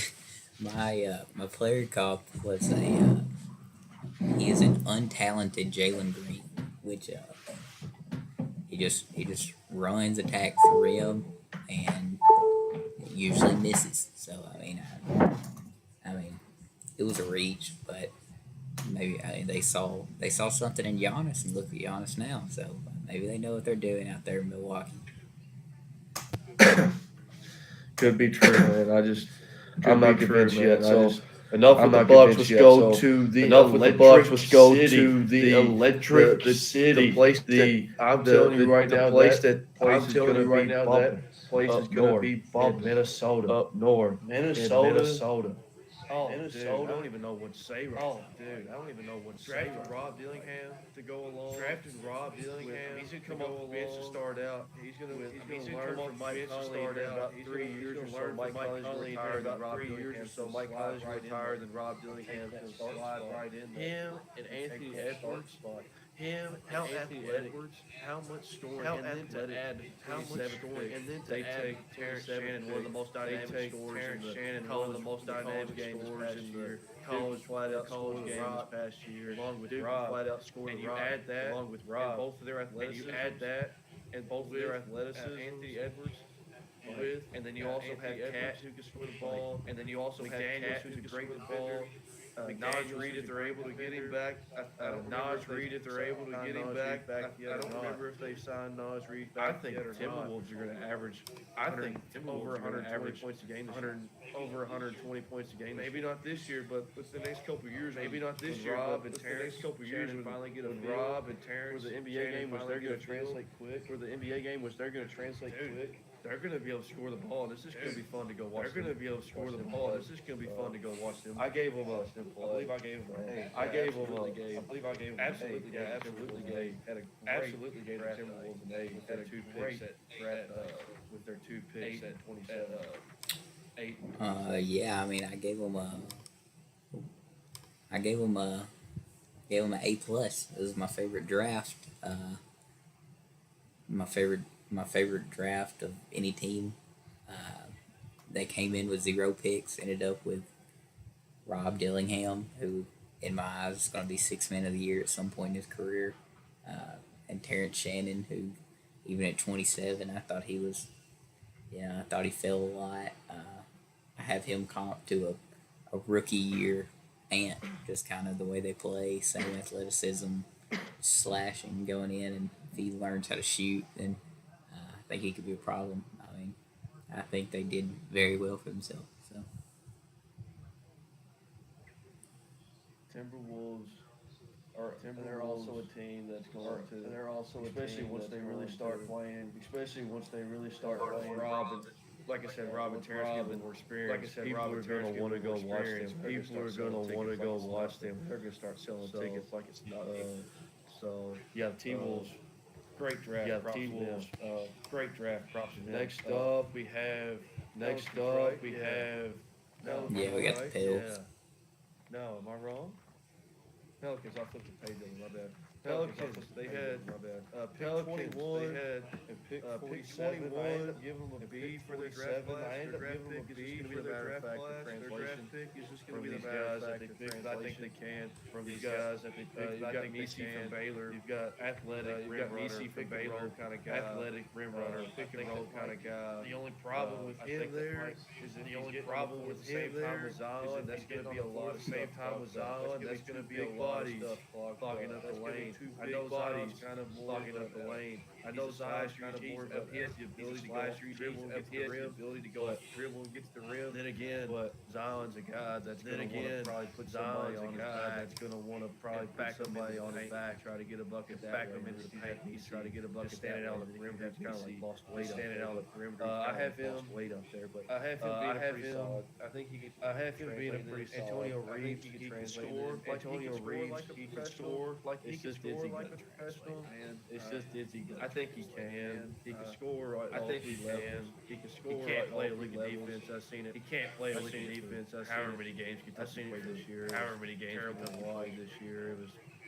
He's got great touch, great shooting range, great touch, great shooting range. I got him compared to like a Peyton. I got him compared to like a Peyton really smooth. Peyton Pritchard's really smooth is too, and Antonio Reeves. It's just a matter of fact, is Antonio Reeves actually? It's just a matter of fact, is Antonio Reeves actually translate to NBA? He can, but it's going to take NBA. He can. I don't think it's going to take a lot, but it's either going to happen. I don't think it's going to take a lot, but it's either going to happen, or he's going to end up in the G League, or end up overseas quicker than he might think. Quicker than he might think. Give me 1 second, Pat. You're echoing real bad. I'm trying to fix it.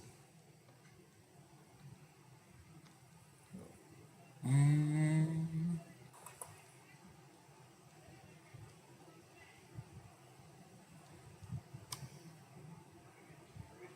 I getting too crazy? Am I getting too crazy? I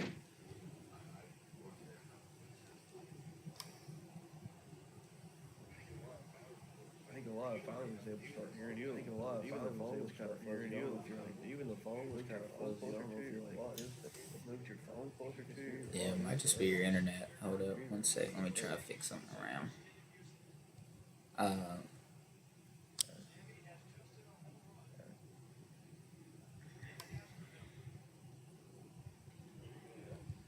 you're good. Yeah, I can hear you. Oh, you're good. Yeah, I can hear you. Let's see if I do this.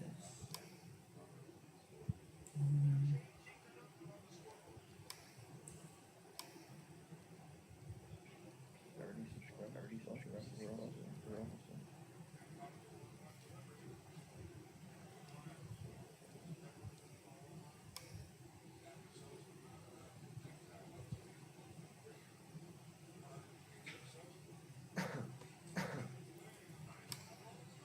Alright, now we'll see if that helps it any better. Maybe it does, maybe it doesn't. I changed some stuff around, we'll see. Alright. Go ahead on. If you got anything about the Pelicans, Yeah, what you think? actually, my favorite sleeper is on the Pelicans. He's Missy. He reminds me a lot of Jackson Hayes, a very athletic big. Can kind of bounce around. He protects the rim. He contests every shot that's up in the paint. He's kind of has that Derek Lively kind of bounce to him. I gave him an A. I think at 21 it was a great pick, especially with Valanciunas gone now. I think that just opens up a lot more kind of space for him to some more minutes for him. Just I really like it. I think him and Zion will be very interesting because they're both kind of just an athletic paint beast of men. But I really like him as a player, and I think it was a very good landing spot for him. So I got him with an A. I like it a lot.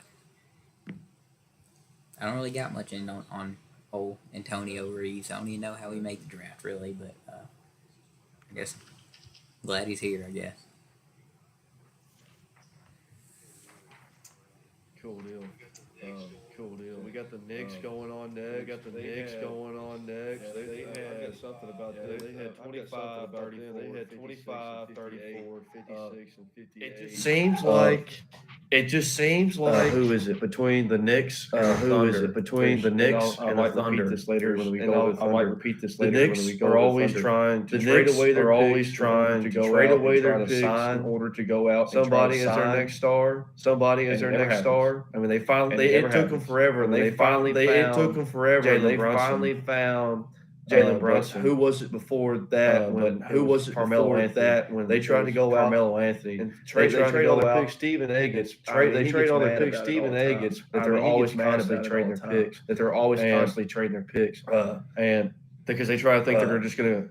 Because they try to think they're just going to somebody and match for the Thunder. Because I think a lot of the Knicks picks. Because I think a lot of the Knicks picks. They were kind of back and forth with them. And they were kind of back and forth with them. They need to go out. The Thunder, somebody. They need to go out and sign somebody. They need to go out. Maybe they veteran star, but veteran. Maybe they veteran star, but veteran at least stud. Somebody that's veteran that can come in and give them buckets. Somebody that's veteran that can come in and give them buckets on both ends of the floor. But they seem to make a difference on both ends of the floor. But they seem to always for the Knicks. I gave them. But anyways, I gave them for the Knicks. I gave them. They drafted a bunch. I gave them a C. They drafted a bunch of random, but two of them being drafted a bunch of random, but two of them being with Tyler Cole from Marquette at 34. Tyler Cole from Marquette at 34. A leader, like his natural ability to be a leader. General. He's a great point guard. He's a floor general. Great.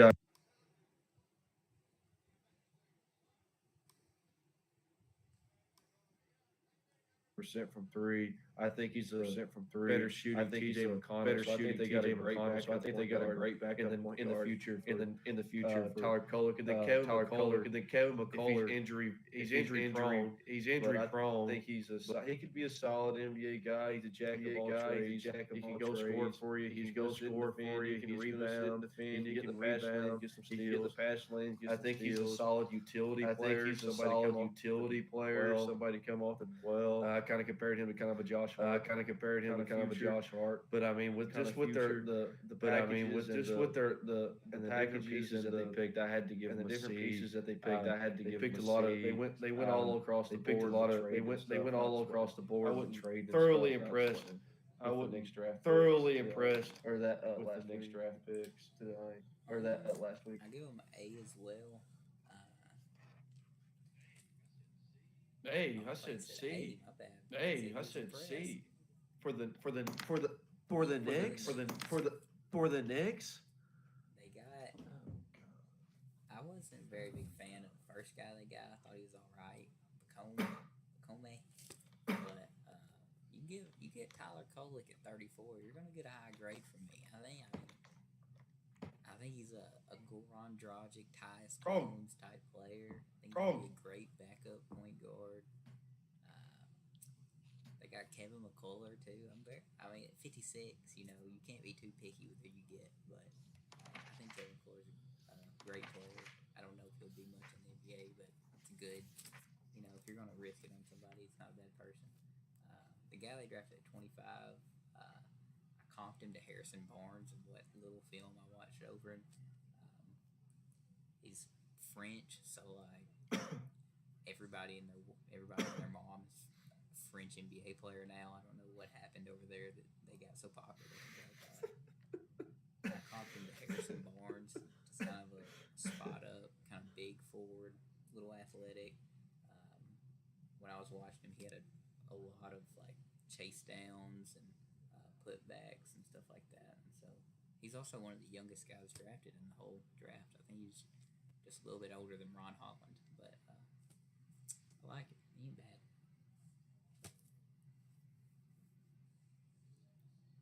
Good deal. Good deal. Oklahoma City Thunder. Yeah, I was just saying that Oklahoma City Thunder. Yeah, I was just saying that with their picks. They got Topic at 12. They got Topic at 12. Craig for somebody else. Good play for somebody else. He needs to improve on his shooting is the only thing. He needs to improve on his shooting. He averaged 16. In Serbia, he averaged 16. I compared him to Goran Dragic. I compared him a little bit to Goran Dragic. Shooting bigger guard. I mean, heck, he's 6'6". Bigger guard. I mean, heck, he's 6'6", and he plays like a point guard. And then there are other picks. There are other two picks. Dylan Jones from Weber State. Dylan Jones from Weber State. Needs some size at the guard position as well. It seems like they like their guards. It seems like they like their guards. They like that's what they have now with Shea. That's what they have now with Shea. Lou Dort and Jalen Williams as well. Dylan Jones got. I compared him to Lou Dort. I compared him to Lou Dort. He's got a rebounder, his size, shooting a little bit better. The last guy they got in, the last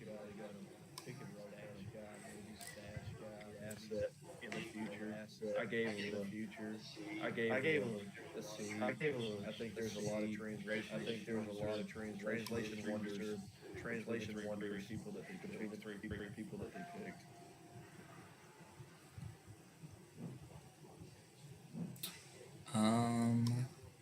One sec, Pat. I'm trying to fix your echo. Give me 1 second.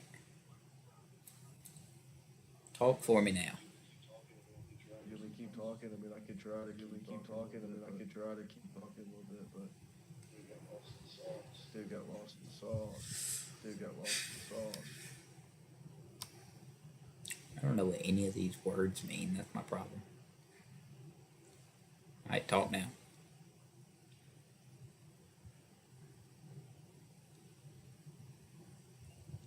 Alright, talk now, Pat. I'm trying to fix your echo. It's still echoing? For you or for them? For you or For them. That's what I'm saying.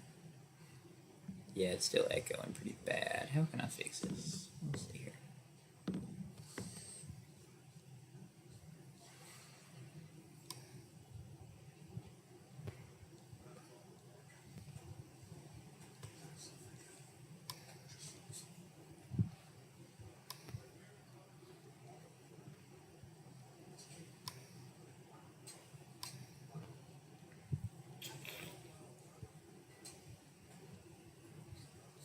Alright, talk again. Good. No, it takes like 2 seconds and then you just repeats whatever word you said. Hold up. You still have your AirPods? Yeah, I've got my AirPods in. Yeah, it's coming through the laptop. Let's see here.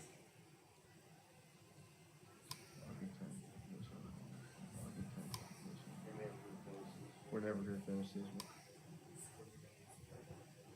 Alright, talk again. I don't mean no damn. Alright, talk again. All right. Why does this go? Why is it repeating everything? What is wrong with this thing? It's probably. Do you have your phone connected to your AirPod? Dude, I'm literally, it's not going through my phone. I'm sitting here. I got my laptop all the way up volume, just listening to it. That's what it was, wasn't it? No, it wasn't.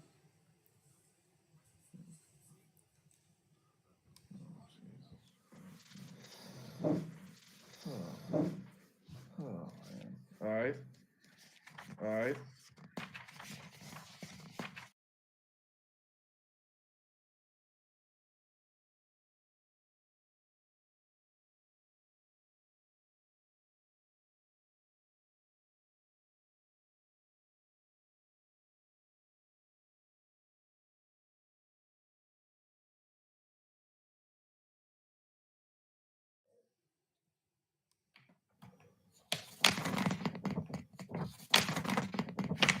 Got it that time.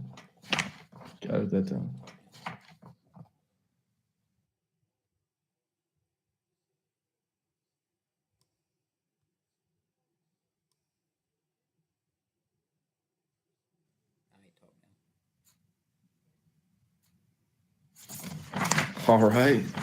All right. This thing.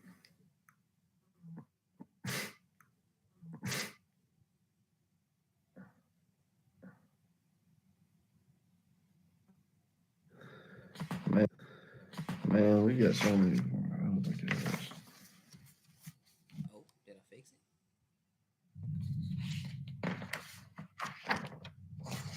Got it? I'm an absolute genius. Let's go. Alright, we're back. All right. Cool. We're moving on to Orlando, right? Yeah. We just did the Thunder. Say sorry. So Yeah, I got you. I'm back. you good for Orlando? Ready? Orlando? All right. Orlando, 18th, Tristan Da Silva. Go for it. What do you got for him, man? Silva. What do you think about their pick at I 18? gave him an A minus. I compared him to. He's got a little bit of Franz Wagner in his game. I wrote down. He plays his own style. He controls the pace whenever he's out there. He kind of has like a little veteran in him already. Just kind of, he can push it when he wants to. He can slow down, which is you don't see that a lot from a forward. So, and also he's just a good shooter. I think he was the best player on that Colorado team. So, no offense to Cody Williams by any means. But, I agree. Yeah, I like the pick. I think he's a good pick for the Magic.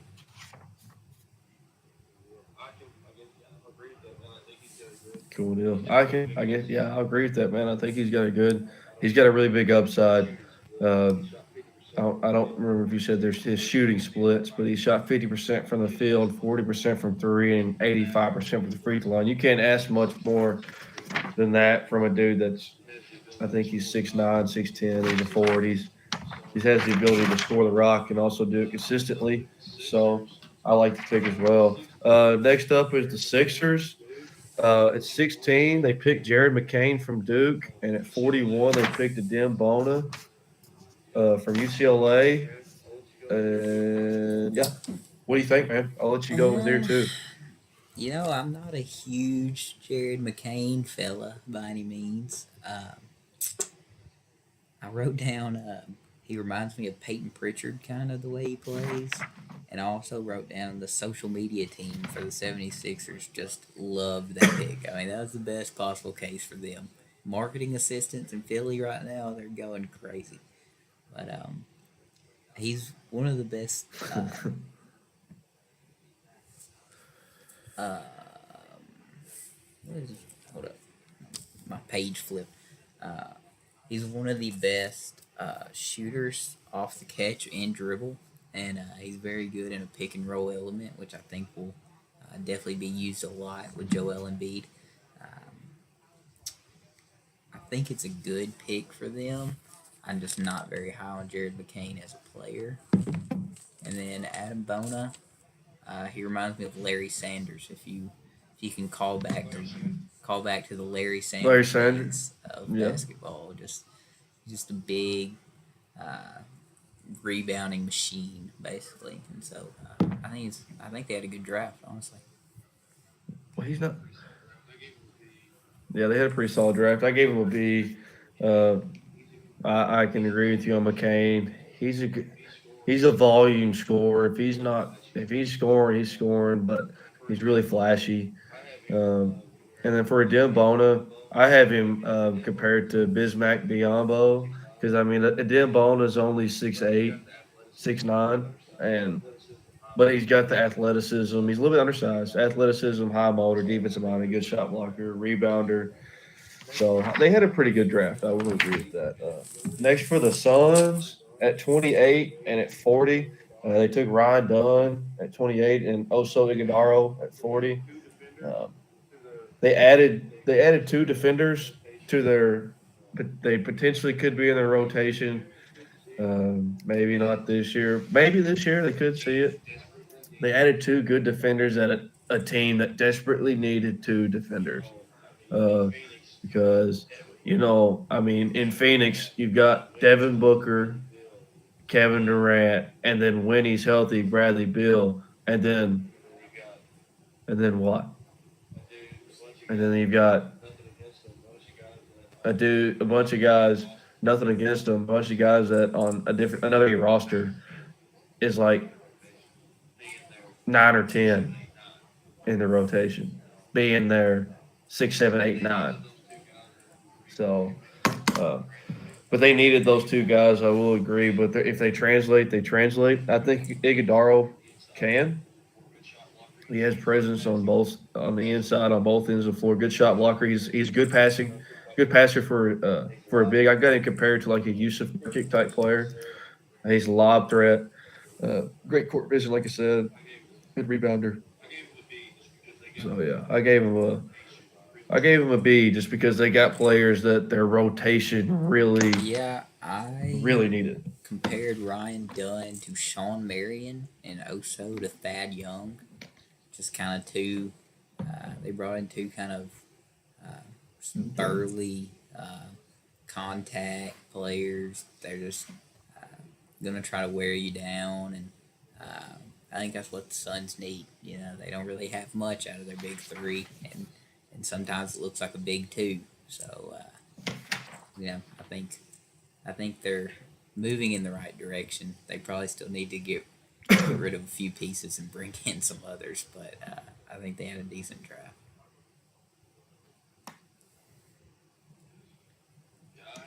Yeah. Gotcha. Yeah, I have wrote down. I don't know if you remember this guy or not. Ryan Dunn's comparison, that bigger wing, that's just a straight defender. Andre Roberson from the Thunder.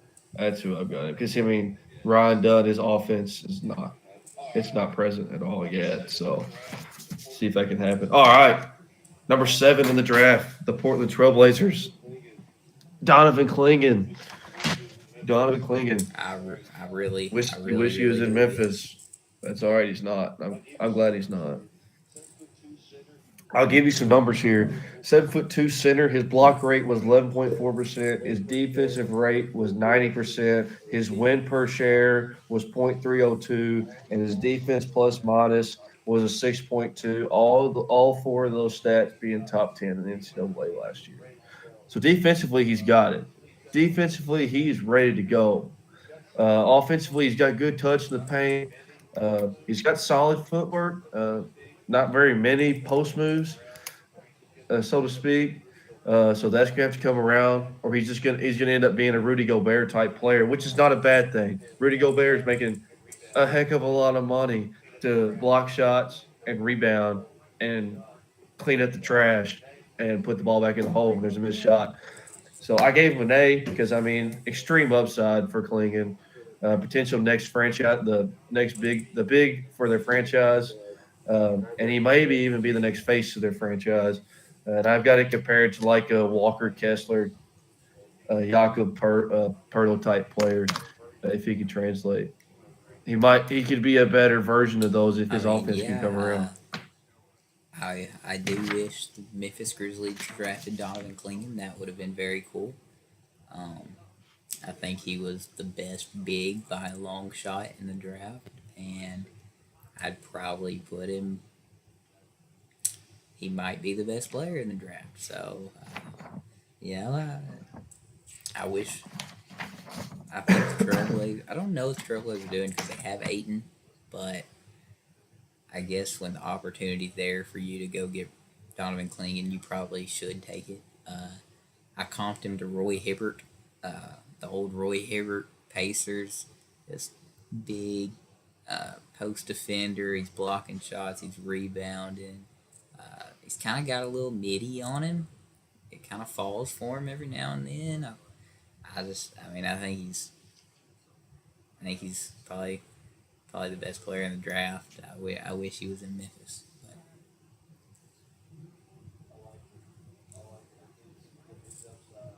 I like it. I like it. I think he's got his upside's there. He can be a dominant force, a dominant big coming soon. So next is the Kings at 13. Devin Carter. Devin Carter I'll was let my you kind of favorite speak on player him. What do in you think college about last this year. A pick? huge Providence guy. And I comped him to one of my favorite players in the NBA last year, Keontae George. They kind of both. I mean, they're going out there, and they're gonna get their shots up, whether you like it or not. They might not be good shots, but they're gonna get them up, and that's just what Devin Carter does. That's what Keontae George does. I think Devin Carter, he has obviously he's a great 3-point shooter. It's what he's known for, but he's also very good at playmaking. He set up a lot of guys at Providence that probably didn't have any reason to be on a basketball court half the time, and he made them look decent. And so he has good finishing, even being the little 6'1" guard. I think he's going to be a fine NBA player. He gets to learn behind Malik Monk and De'Aaron Fox, so that's never a bad thing. So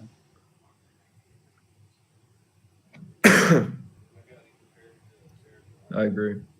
I've got him compared to Derek White. I mean, um, average 19 points. He can rebound too, believe it or not. 9 rebounds, 4 assists, 2 steals, 47% from the field, 37% from three. So good two-way guard, maybe coming up the system in Sacramento. The Spurs, man. Spurs at 4. Stephon Castle, 36. Juan Nunez, 48. Harrison Ingram. What we thinking? How you think they did? I like it. I mean, I like their pick at 4, and I think Stephon Castle is he's going to translate. He's kind of he can maybe be a Devin Vassell type of deal. I know they already have him, but that's the type of player he can be, a 3-and-D guy. His offense is still kind of streaky right now, but defensively he's one of the best defenders in the draft, if not the best perimeter defender in the draft. So I like Stephon Castle's upside coming up pretty quick.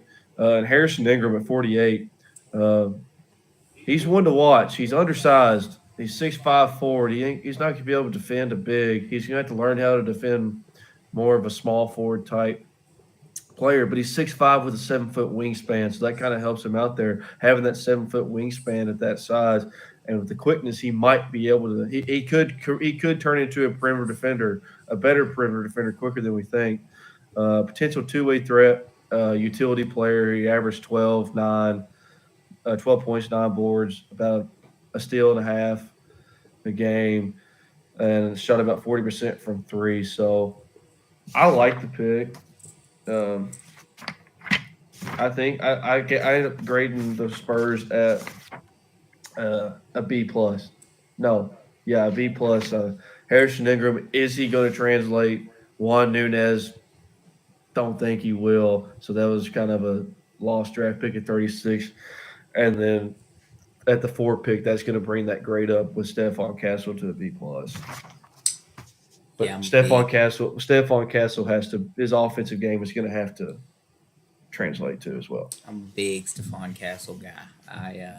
My player comp for him is actually Jimmy Butler. I think he's going to be that good. I gave him an A plus. I think he's going to be a future All Defensive First Team candidate. I think him playing with Wemby and Devin Vassell is just going to make him even better. Bring out all of his good traits. I think the Spurs are sneakily building a very great defensive team over there.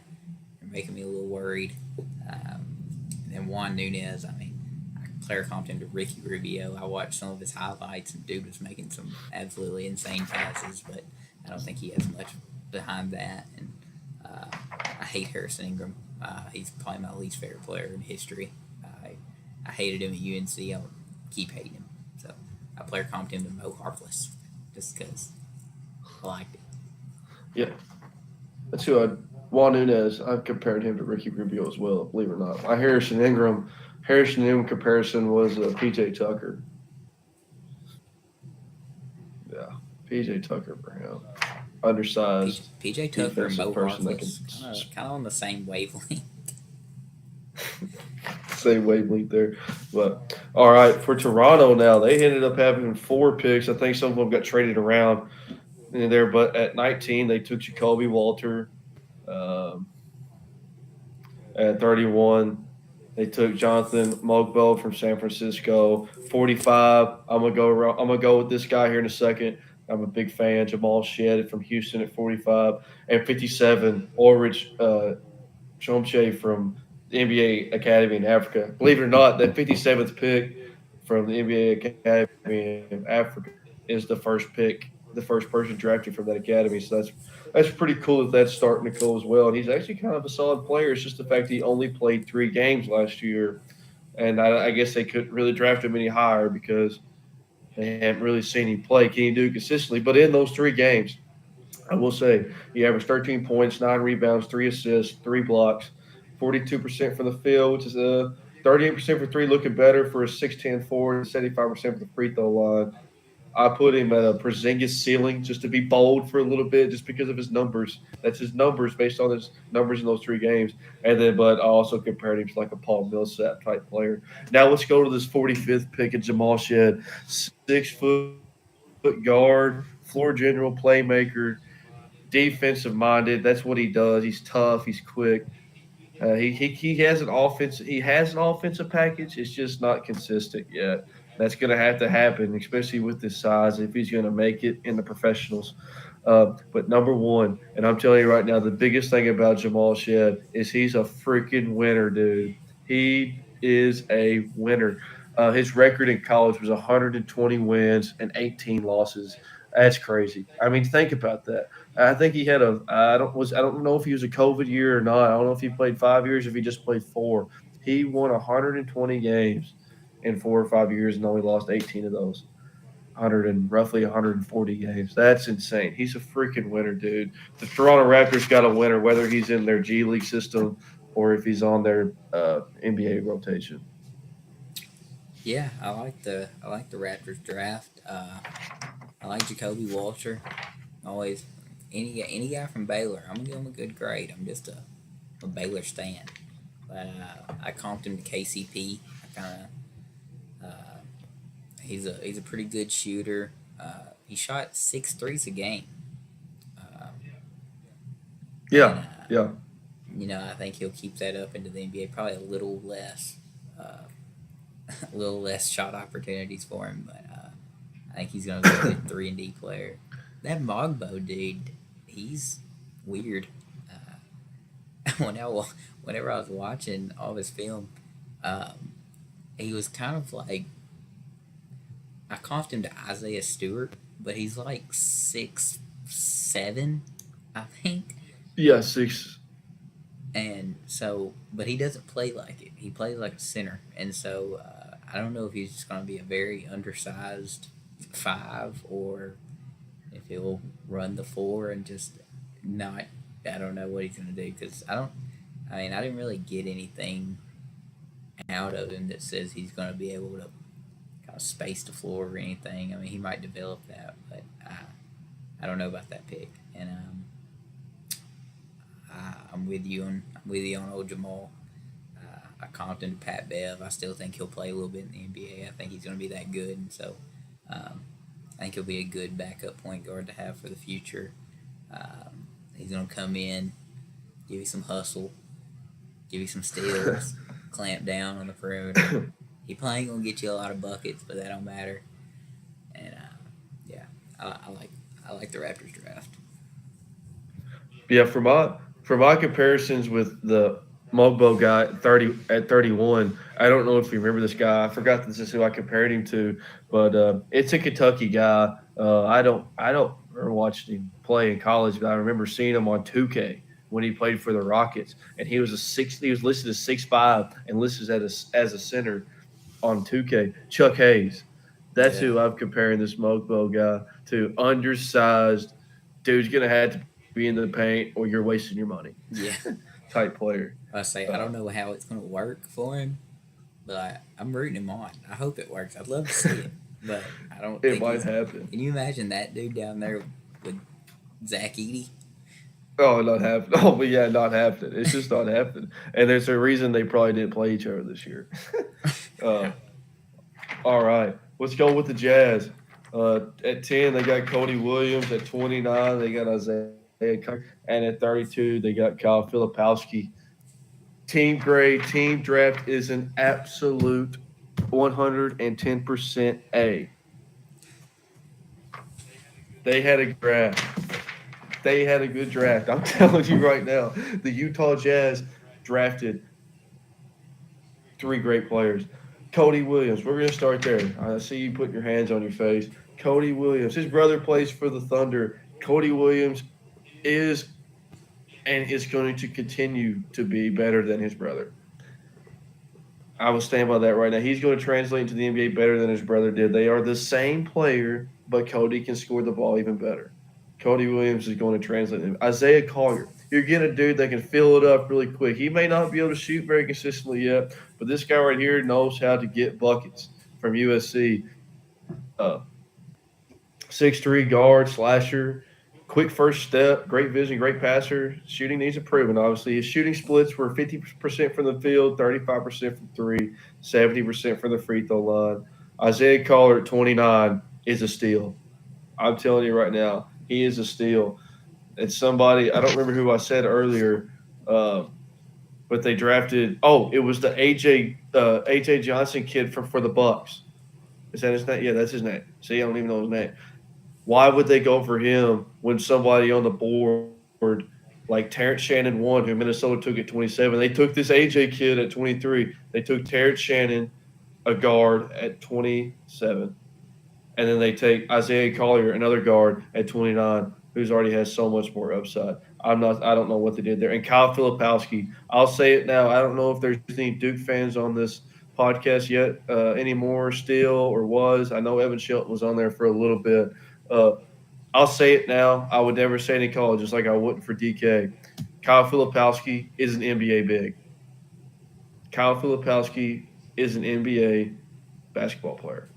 And being able to get him at 32 is absolutely insane. That is like there's no way. That's why I gave him an A. I mean, Kyle Filipowski.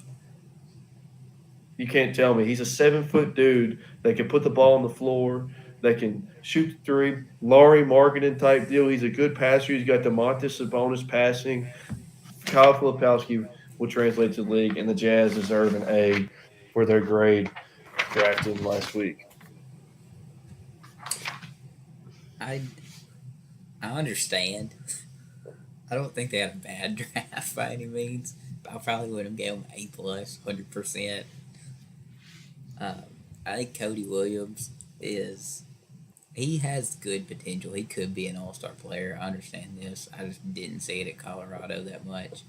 Which, I mean, I know it was they run through De Silva, and then they had Simpson also, and I mean, there was a lot of mouths to feed.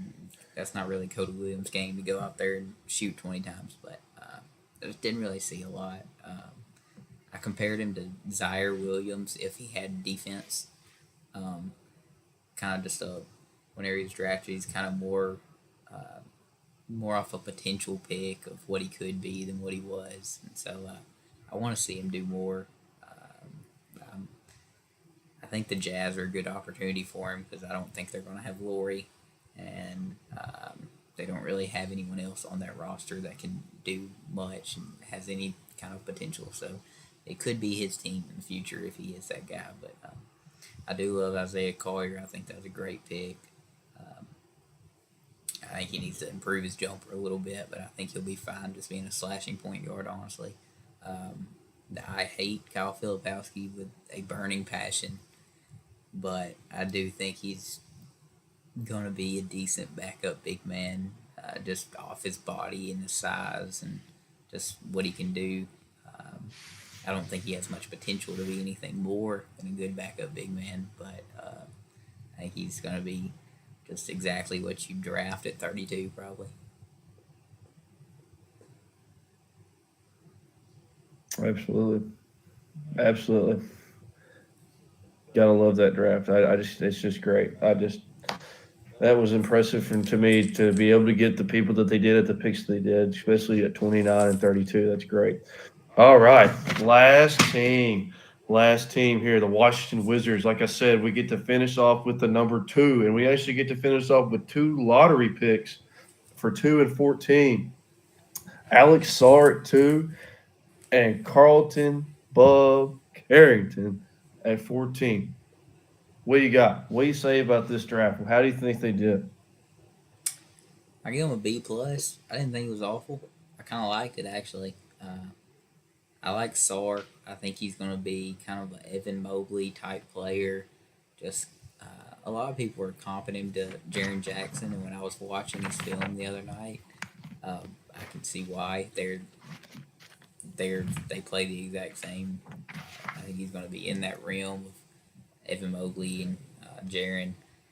They're both just lengthy. They're very athletic for their size. They run in transition. They can shoot.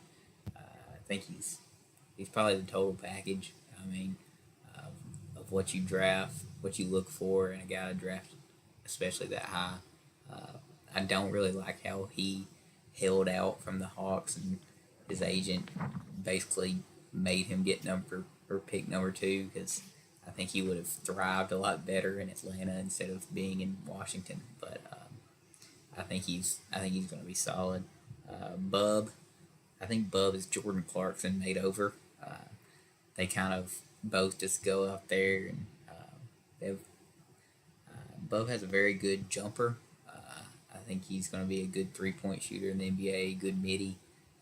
He's good playmaking. He's good in pick and rolls. I think he's going to be a solid guard for him, especially because they don't really have a lot at that position besides Tice, and Tice probably won't be there long. So I think he'll get the keys. Him and Sawyer could be running pick and rolls for the next however long. And then the guy they drafted at 24, I know not a lot about. I comped him to Josh Green just based off his size, and he shot 41% from the three. He's just an oversized guard, basically, which, I mean, I think it might. I mean, that's fine for the NBA being an oversized guard. Might be able to play him at the three a little bit. Yeah, I think the Wizards had a good draft. I think it'll be close. Good deal. Yeah, I like it. I think the Wizards had a good draft. They had a pretty solid draft. They got Alex Sarr. I mean, they were going to pick him. And I'll give you a little backstory here. Alex Sarr, he from France, another French player playing. He played in the same system as Wemby did 2 years ago. That'd be 2 years ago now. And the head of that organization is Tony Parker. I don't know if he's head coach or if he's just like GM or if he's just head of the player development. I don't know what he does. Tony Parker's somewhere in that organization in Perth is what it's called. And you see what they've developed and produced. I mean, Wemby, rookie of the year, putting up rookie numbers that who else has done? I mean, that's insane. Rookie, he's averaging 20 points, double-digit rebounds, 4 or 5 assists, and Wemby's putting up 3-4 blocks a game and then be able to put the ball on the floor and be fluid, shoot the ball, hit step back threes, beat somebody off the dribble, break somebody's ankles, all that stuff. So Alex Sarr, from where the production that he's coming from, he's got a lot. I think he's got a big picture to live up to and a big name to live up to coming from that organization, with Tony Parker being one of the lead guys there. So, so we're this last little part. We're going to wrap up the NBA draft here, and I think that's all we're going to do tonight. I know it's kind of prolonged a little bit. I think we're just going to save we were going to go into a little bit of the free agency stuff tonight, but with the technical difficulties and stuff like that, I think we're just going to hold that off until Sunday, and we'll do one big free agency because some more noise is roaming around the league anyways, as in where DeMar DeRozan type players are going. I've got a notification here. I mean, there's a bunch of stuff, just a notification saying Cleveland's linked to like Cam Johnson, and the Kings were really close on getting marketing. So Sunday, I think once more stuff kind of happens, it'll kind of start we'll have more to talk about for free agency. But just for the last part of this NBA draft, we got a couple, we're naming some things: favorite team draft, worst pick, best value pick, sleeper pick, and the biggest bust. So, all right, Wilkes, let's start with your favorite team draft. You might have already said it throughout, but we'll just kind of remind everybody who you picked as your favorite team for the draft. Who drafted the best players? That would be the Minnesota Timberwolves for me. You start with 0 draft picks and you end with Rob and Terrence Shannon. I mean, that's a pretty great draft, to say the least. So I think they had a great night. I've got 2 teams wrote down here. My number 1 is the Jazz. I mean, I just went on that. That little craze about them for a second, getting Collier at 29 and Filipowski at 32. And I'm a big believer in Cody Williams. So, but I also have wrote down here the Wolves as well. So 1A, 1B, I guess what you can call it. All right, worst team draft. I think we might have the same one here because we kind of had the same answer to when we started talking about them. Mine was the Thunder. Oh, not the same. Go ahead. Yeah, mine was the Thunder because I don't really think I got to go in on a tangent on that. I think I was fixing the audio when this happened, but okay. I'll get into it in a second. I'll get into it in a second. So the Thunder. Who was your worst team? Worst team pick, it was the Bucks. I mean, I just didn't see it. They didn't show up on draft night this year picking AJ Johnson. And so I thought that was the worst team draft. Worst pick would be obviously, man, I'm bashing this guy. He's probably going to turn out to be next the next best guard in the league, and I'll be proven wrong, and we'll get canceled and stuff. But no, I'm kidding. Max Kellerman has worse takes than I do, so and he's still making millions. So yeah, AJ Johnson would be my worst pick of the draft He was he at was a 22. he was a very close second for me. Mine went to Nikola Topic, and, Topic and it's for not the more Thunder, so. right? It's not more so of him being bad. It's just him and Shea are both very ball dominant. They're both, they're not great shooters. They kind of have to control the game on their own, and I don't think Oklahoma City was. It was probably the worst landing spot for him, honestly, and so I don't understand why the Thunder took him, and I hate it for him because I don't think he's going to be able to do anything there. So. I got you. All right, best value pick. I have three wrote down here, but I guess 1A, 1B, 1C. Actually, 1A, 1B, and then two. My two would be Dalton Knecht. I think he's a great value pick there. I think we talked about that yesterday. I think he's going to be his translation is very key. My 1A and 1B are Stephon Castle at 4. So I think, like you said, he's got a big upside. And I think Jimmy Butler type player is coming through the ringer here. I like that comparison. And then I'm telling you, man, I'm still on the Ron Holland train at 5. I think they got a really valuable person that they can produce and develop and get into one of the top scorers in the league. Eventually, I, it's going to I take a hope while. I hope he proves me wrong. I hope he does. All right, who's your best value? Mine, I mean, it has to be DK. Just go at it. Biased. He went 17, Pat. He was supposed to go at 7. He fell 10 spots, and I think he's going to be a top 5 or 6 player in the draft. I mean, I think that was just amazing. I do like it. His value is going to be. Who's your favorite sleeper? Sleeper pick? I've also got two here. One was Kyle Filipowski, just because I kind of like looked into when I was doing my sleeper pick, I was thinking, who's this dude that's about to come out in the second round and maybe surprise somebody? Filipowski was one. That's going to be if it happens. And I also picked, I mean, I kind of talked about it when we were going over the Heat. I picked Pay Larson, man. I think he's a sleeper. I like him. I like his potential to turn into a bigger NBA guard, 6'6" at the guard position and play a little bit of the wing spot. Oh, dude, I think Larson. I think his translation is crazy, and the Heat are really good at finding those hidden gems in the second round or players that go undrafted. And I think they found another one in him. Yeah, I do like Larson. I had 2 as well. One of them not as much of a sleeper, I don't guess. It's Matas Vuzelis. They went 11. I mean, I just think people are kind of sleeping on him because he's not getting talked about really, but I do think he's going to be that guy. I mean, I think he's going to be that guy. I see nothing about him that says he won't be that guy. Right. My second guy is Yves Missy. I think Yves, like I was saying earlier, Jonas Valanciunas leaving opens up a lot of minutes for him. I think he's going to thrive in New Orleans. I think it's a great landing spot for him. Yeah, I think he's going to be. I think he's going to be this year's Derek Lively, basically. Cool deal. Yeah. All right. Biggest bust. I believe we had the same one because I seriously couldn't think of anyone, and I gave my reasoning in the when we were going over the picks. But I'll let you go ahead and give your biggest bust. That would belong to Mr. Saloon of the Hornets.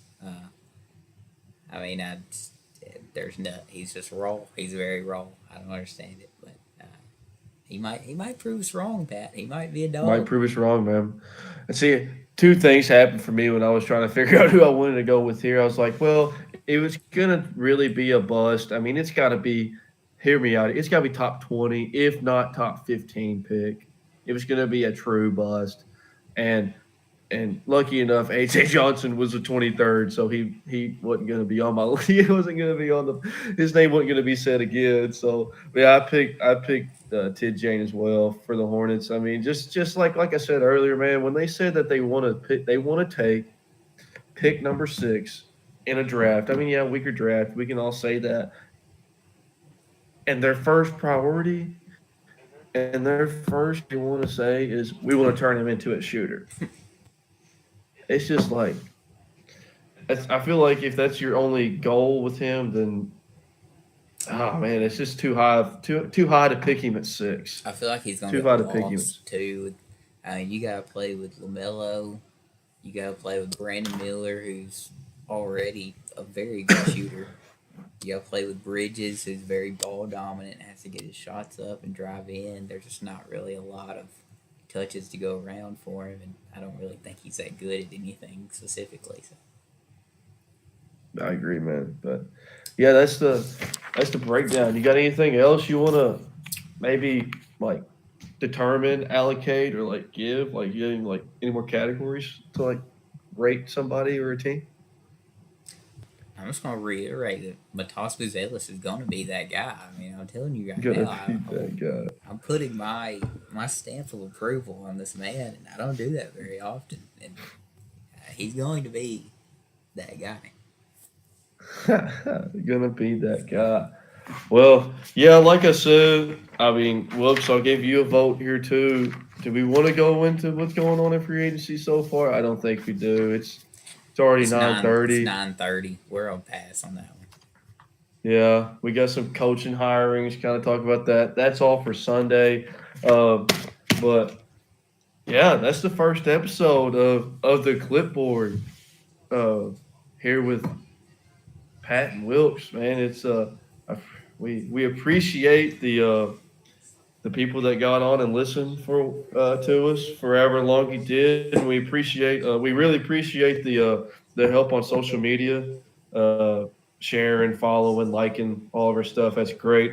We're getting a lot. I mean, it's not at high volume or high multitude yet, but the numbers that we're seeing of how many like follows and likes and shares and stuff like that we're getting, it's kind of cool to be able to say that, hey, two small town dudes just trying to do a podcast, have a little fun with talking about basketball. And, you know, most of it's people that we already know, but that's how you get it started. So we really do appreciate that. And talking about social media, give us a follow. We got Instagram, we've got TikTok, we've got X or Twitter, whatever we want to call it, Facebook, all that great stuff. And then obviously subscribe to our channel here on YouTube. And we really do appreciate your time. And we'll be back on Sunday at 7:00. And I can promise you that one will not be 2.5 hours long. And we'll have our audio fixed. The audio will be fixed, and we won't have that 30-minute delay of me signing into this computer, signing into this phone, and punching myself in the face and getting mad and cussing and stuff. And that won't happen next time. It'll be ready. It won't be 2.5 hours long. Next episode, Sunday at 7:00, NBA free agency, coach and hire, and trade. And we might dip into what we think we're going to see in the summer league as well, because that'll start up next week too. So anyways, well, that's it for the first episode. Like, subscribe, follow, social medias, do all that stuff. It's been real. See y'all Sunday.